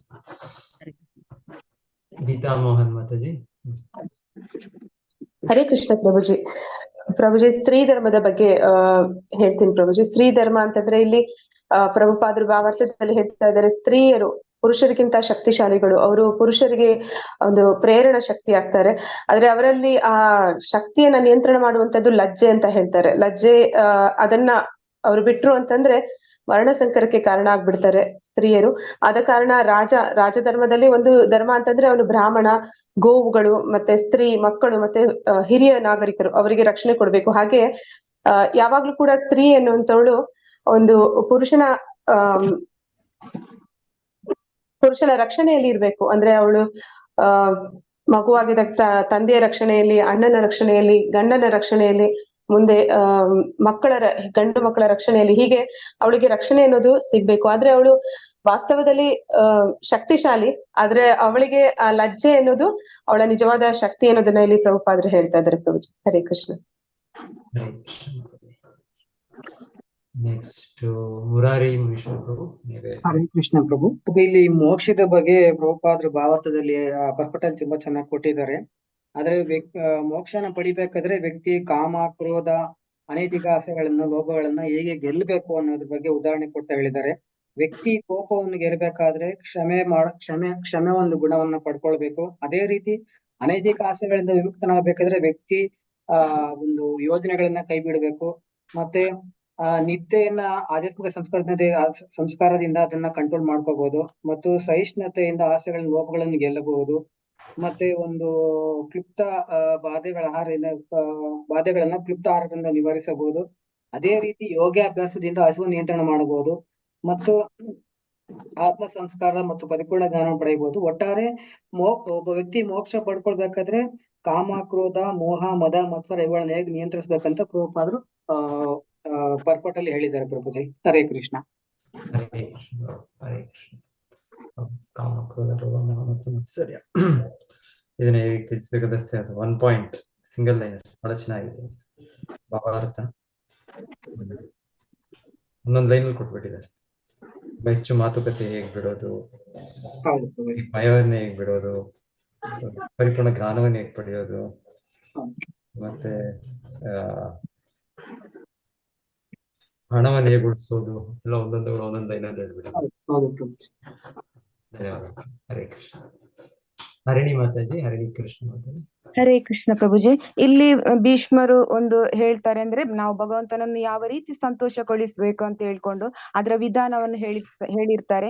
ಅಂದ್ರೆ ಅವರು ಹೇಳ್ತಾರೆ, ಇಲ್ಲಿ ನಾವೆಲ್ಲ ಭಗವಂತನ ಸೇವಕರು, ನಾವು ಭಗವಂತನ ಸೇವಕರಂತ ಹೇಳಿ ತಿಳ್ಕೊಳ್ಳದಿದ್ರೆ ನಾವು ಇಲ್ಲಿಯೇ ಈ ಒಂದು ಲೌಕಿಕ ಜೀವನದಲ್ಲೇ ಇದ್ದು ಬಿಡ್ತೇವೆ. ಅದೇ ಜೀವನದಲ್ಲಿ ಮುಳುಗಿಕೊಂಡು ಅಲ್ಲಿಯೇ ನಾವು ನಮ್ಮ ಇಂದ್ರಿಯ ಸುಖದಲ್ಲಿ ಇದ್ದು ಬಿಡ್ತೇವೆ. ಸೊ ನಾವು ಯಾವತ್ತೂ ನೆನಪಿಡ್ಬೇಕು ನಾವು ಭಗವಂತನ ಸೇವಕರಂತ ಹೇಳ್ಕೊಂಡು. ಮತ್ತೆ ಇಲ್ಲಿ ಭಗವಂತನನ್ನು ಸುಪ್ರೀತಗೊಳಿಸುವ ಸರಳ ವಿಧಾನ ಯಾವುದಂತ ಹೇಳಿದ್ರೆ ಅದು ಗೃಹಸ್ಥರಿಗೆ ಅನ್ವಯಿಸುವಂತದ್ದು. ಅಂದ್ರೆ ಮನೆಯಲ್ಲಿ ಒಂದು ವಿಗ್ರಹ ಪೂಜೆ ಮಾಡುವುದಂತ ಹೇಳ್ತಾರೆ. ಈ ವಿಗ್ರಹ ಪೂಜೆಯನ್ನು ಬೆಳಿಗ್ಗೆ ಅಂದ್ರೆ ಈ ಒಂದು ಬ್ರಾಹ್ಮಿ ಮುಹೂರ್ತದಲ್ಲಿದ್ದು ಅವರ ಬಾಹ್ಯ ಒಂದು ಶುದ್ಧೀಕರಣ ಮಾಡ್ಕೊಂಡು ಅಲ್ಲಿಂದ ಸ್ಟಾರ್ಟ್ ಆಗುತ್ತೆ. ಆನಂತರ ಅವರು ಹೇಳ್ತಾರೆ, ಈ ಒಂದು ವಿಗ್ರಹವನ್ನು ಪೂಜೆ ಮಾಡ್ಬೇಕು ಎಲ್ಲರೂ, ಮನೆಯಲ್ಲಿದ್ದ ಎಲ್ಲ ಸದಸ್ಯರು ಸೇರಿ. ಅನಂತರ ಇದು ಭಗವದ್ಗೀತೆ ಪಠಣ ಮಾಡ್ಬೇಕು, ಭಾಗವತದ ಶ್ರವಣ ಮಾಡ್ಬೇಕು. ಮತ್ತೆ ಎಲ್ಲ ಕುಟುಂಬ ಇವಾಗಾದ್ರೆ ಒಂದು ಫ್ಯಾಮಿಲಿಯಲ್ಲಿ 4 ಮಂದಿ ಇರ್ತಾರೆ. ಮೊದಲಿನ ಕಾಲದಲ್ಲಿ ಆದ್ರೆ ಒಂದು ಮನೆಯಲ್ಲಿ ಒಂದು 10-20 ಜನ ಈ ತರ ಇರ್ತಾರೆ. ಎಲ್ಲ ಮನೆಯ ಸದಸ್ಯರೆಲ್ಲ ಒಟ್ಟಿಗೆ ಸೇರ್ಕೊಂಡು ಒಂದು ಪವಿತ್ರ ಕ್ಷೇತ್ರದ ಒಂದು ಇದು ಯಾತ್ರೆ ಮಾಡೋದು, ಈ ತರ ಎಲ್ಲ ಇರುತ್ತೆ. ಮತ್ತೆ ಮನೆಯಲ್ಲಿ ಪುಣ್ಯ ನಾಮ ಕೀರ್ತನೆ. ಅಂದ್ರೆ ಇವಾಗ ನಾವೀಗ ಈ ಒಂದು ಪ್ರಸ್ತುತವಾಗಿ ನಮ್ಗೆ ಈ ಒಂದು ಕಲಿಯುಗಕ್ಕೆ ಒಂದೇ ಒಂದು ಹರಿನಾಮ ಸಂಕೀರ್ತನೆ ಅಂದ್ರೆ ಅದೇ ಹರೇ ಕೃಷ್ಣ ಮಂತ್ರವನ್ನು ಹೇಳುವಂತದ್ದು ಅಂತ ನಾವಿಲ್ಲಿ ತಿಳ್ಕೊಳ್ಬಹುದು ಪ್ರಭುಜಿ. ಇಲ್ಲಿ ಹೇಳ್ತಾರೆ ಈ ಎಲ್ಲಾ ಗೃಹಸ್ಥರಿಗೆ ಹೇಳುವಂತದ್ದು ಈ ಎಲ್ಲ ಒಂದು, ಮತ್ತೆ ಭಗವಂತನ ಭಕ್ತರು ಯಾರಿರ್ತಾರೆ ಅವರಿಗೆ ಮನೆಗೆ ಕರೆಸಿ ಅವರ ಸೇವೆ ಮಾಡುವುದು, ಮತ್ತೆ ಈ ಗೃಹಸ್ಥರಿಗೆ ಬೇಕಾಗುವಂತದ್ದು ಈ ಎಲ್ಲಾ ಒಂದು ವಿಧಾನಗಳು ಮಾಡುವ ಕ್ರಮಗಳು, ಇದಕ್ಕೆ ಯಾವುದು ಖರ್ಚಿಲ್ಲ ಅಂತ ಹೇಳ್ತಾರೆ ಪ್ರಭುಜಿ. ಹರೇ ಕೃಷ್ಣ ಪ್ರಭುಜಿ, ಧನ್ಯವಾದಗಳು. ಅಂದ್ರೆ ಈ 2 ಶ್ಲೋಕಗಳಲ್ಲಿ, ಒಂದು ಶ್ಲೋಕದಲ್ಲಿ ವರ್ಣಾಶ್ರಮ ಧರ್ಮ, ಇನ್ನೊಂದು ಶ್ಲೋಕದಲ್ಲಿ ರಾಜಧರ್ಮ, ಸ್ತ್ರೀ ಧರ್ಮ, ದಾನ ಧರ್ಮ, ಭಾಗವತ ಧರ್ಮ, ಮೋಕ್ಷ ಧರ್ಮ, ಸೊ ಈ ಧರ್ಮಗಳು ಇದನ್ನ ಇವರೆಲ್ಲ ಕಲಿಸಿದ್ದು ಯಾರು? ಯುಧಿಷ್ಠಿರ ಮಹಾರಾಜರಿಗೆ ಸಂಕ್ಷಿಪ್ತವಾಗಿ ಮತ್ತೆ ವಿವರವಾಗಿ ಎರಡೂ ಕೂಡ ಹೇಳಿದ್ರು ಅಂತ ಹೇಳ್ತಾರೆ. ಇದನ್ನ ನಾವು ನಮ್ಮ ಈಗ ಇವತ್ತಿನ ಆಧುನಿಕ ಸಮಯಕ್ಕೆ ಹೇಗೆ ಅಭ್ಯಾಸ ಮಾಡ್ಬೋದು. ಇನ್ಫ್ಯಾಕ್ಟ್ ಶ್ರೀಲ ಪ್ರಭುಪಾದರು ಈಗ ಈ ತರ ಸನ್ನಿವೇಶ ಬಂದಾಗ ಅಂತ ಒಂದು ಸೂಚನೆ, ಇಲ್ಲಾಂದ್ರೆ ಇಲ್ಲ ಅಂದ್ರೂ ಕೂಡ ಹೇಗೆ ನಾವು ಅಭ್ಯಾಸ ಮಾಡ್ಬೋದು ಇವತ್ತಿನ ಸ್ಥಿತಿಗಳಲ್ಲಿ, ಎಷ್ಟರ ಮಟ್ಟಿಗೆ ನಾವು ಆಗುತ್ತೆ. ಸೊ ನಾವು ಪ್ರಯತ್ನ ಪಡ್ಬೇಕು. ನಾವು ಪ್ರಯತ್ನ ಪಡೋದು, ನಮ್ಮ ಸಂಸ್ಥೆ ಹೀಗೆ ಪ್ರಚಾರ ಮಾಡುವಾಗ ನಾವು ಸಂಪೂರ್ಣವಾಗಿ ಆ ರೀತಿ ದೈವ ವರ್ಣಾಶ್ರಮ ಈಗ ಮಾಡಕ್ಕಾಗುತ್ತೆ ಅಂತಲ್ಲ.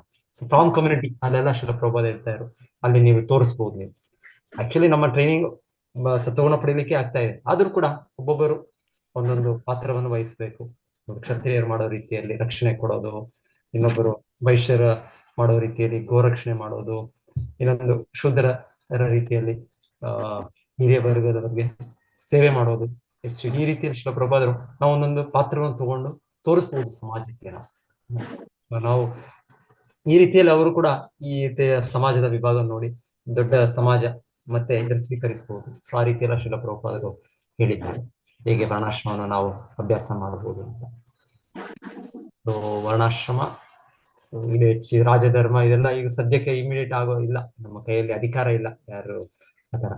ಇದು ಡೆಮೋಕ್ರೆಸಿ, ಇದು ಡಿಮನ್ ಕೆ ಗೋಸ್ ಕ್ರೇಜಿ ಅಂತ ಹೇಳಿದಾಗ ಇಲ್ಲಿ ಆಗಿಲ್ಲ. ಆದರೂ ಹೇಗೆ ರಾಜನ ಧರ್ಮ ಹೇಗಿರುತ್ತೆ, ಸೊ ಎಷ್ಟು ಮಟ್ಟಿಗೆ ನಮಗಾಗುತ್ತೆ ನಾವು ಅಭ್ಯಾಸ ಮಾಡಬೇಕು. ಸೊ ಈ ಅಧ್ಯಾಯ ಉದ್ದೇಶಗಳು ಹೇಳ್ತಿದ್ದಾರೆ. ಏನಿತ್ತು ಅಂದ್ರೆ ಇದ್ರ ಮುಂಚೆ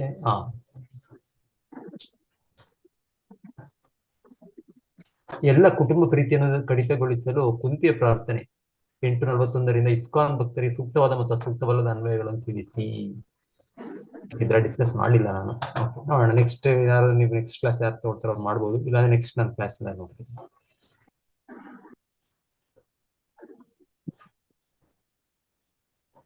ಯುಧಿಷ್ಠಿರ ನಿರಾಕರಣೆಯನ್ನು ವಿವರಿಸಿ ಮತ್ತು ಭಗವಂತನ ಯುಧಿಷ್ಠಿರನ ಮನವೊಲಿಸಲು ಸಾಧ್ಯವಾಗಲಿಲ್ಲ, ಇದಕ್ಕೆ ಸೂಕ್ತವಾದ ಕಾರಣಗಳನ್ನು ಪಟ್ಟಿ ಮಾಡಿ.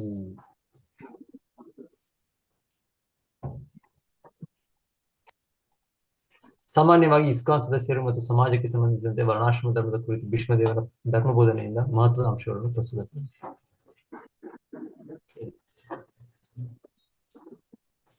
ಫೈನಲ್, ಮೇಲೆ ಪ್ರಸ್ತಾವಿಸಿದ ಭಗವಂತನ ಎಲ್ಲ ವರ್ತನೆಗಳಲ್ಲೂ ಎಲ್ಲ ಸನ್ನಿವೇಶಗಳಲ್ಲೂ ಅವನೇ ಪ್ರಮುಖ ಪಾತ್ರಧಾರಿ. ಅವನ ಬಗ್ಗೆ ಅಥವಾ ಅವನ ಭಕ್ತರ ಬಗ್ಗೆ ಅಥವಾ ಅವನ ವಿರೋಧಿಗಳ ಬಗ್ಗೆ ತಿಳುವಳಿಕೆ ಹೊಂದಿರುವುದು ಆಧ್ಯಾತ್ಮಿಕ ಬದುಕಿಗೆ ಅನುಕೂಲಕವಾಗುತ್ತದೆ. ವೇದ, ಪುರಾಣ ಮೊದಲಾದವುಗಳು ನಾವು ಕಳೆದುಕೊಂಡಿರುವ ಅವನೊಂದಿಗಿನ ಸಂಬಂಧವನ್ನು ಊರ್ಜಿತಗೊಳಿಸಲು ಸೃಷ್ಟಿಯಾದವುಗಳು ಎಂದು ಹೇಳಲಾಗಿದೆ. ಈ ಎಲ್ಲ ಪವಿತ್ರ ಗ್ರಂಥಗಳ ಬಗ್ಗೆ ಕೇಳಿ ತಿಳಿಯುವುದು ತುಂಬಾ ಅಗತ್ಯವಾಗಿದೆ. ಎಸ್, ಇವತ್ತಿಗೆ ಎಂಡ್ ಮಾಡ್ತೇನೆ ಇವತ್ತಿಗೆ. ಸೊ ನೆಕ್ಸ್ಟ್ ವೀಕ್ ಮೋಸ್ಟ್ಲಿ ಸುಬುದ್ಧಿ ಪ್ರಭು ಬರ್ತಾರೆ, ಅವರು ಟೆಸ್ಟ್ ಕೊಡ್ತಾರ ಏನೋ ಅನ್ಸುತ್ತಲ್ಲ, ಹಾಗೆ ಪ್ರಭುಜಿ ಇನ್ನೊಂದು ಇದು ಪಾಠ ಇದೆ, ಇನ್ನೊಂದು ಪಾಠ ಇದೆ ಮಾತಾಡಿ. ಓಕೆ ಓಕೆ, ಅವ್ರು ತಗೊಳ್ತಾರೆ, ಅವ್ರು ತಗೊಂಡು ಮಾತಾಡ್ತಾರೆ. ನೆಕ್ಸ್ಟ್ ವೀಕ್ ತಗೊಳ್ತಾರೆ. ಓಕೆ ಮಾತಾಜಿ, ಎಂಡ್ ಮಾಡ್ತೀರಾ ಇವತ್ತಿಗೆ. ಹರೇ ಕೃಷ್ಣ. ಹರೇ ಕೃಷ್ಣ. ವಂಚಾಕಲ್ಪತರುಭ್ಯಶ್ಚ ಕೃಪಾ ಸಿಂಧುಭ್ಯೇವ ಚ ಪತಿತಾನಾಂ ಪಾವನೇಭ್ಯೋ ವೈಷ್ಣವೇಭ್ಯೋ ನಮೋ ನಮಃ. ಹರೇ ಕೃಷ್ಣ ಪ್ರಭು, ಹರೇ ಕೃಷ್ಣ ಪ್ರಭುಜಿ, ಧನ್ಯವಾದಗಳು. ಹರೇ ಕೃಷ್ಣ ಪ್ರಭುಜಿ, ಧನ್ಯವಾದಗಳು. ಹರೇ ಕೃಷ್ಣ ಪ್ರಭುಜಿ, ಧನ್ಯವಾದಗಳು.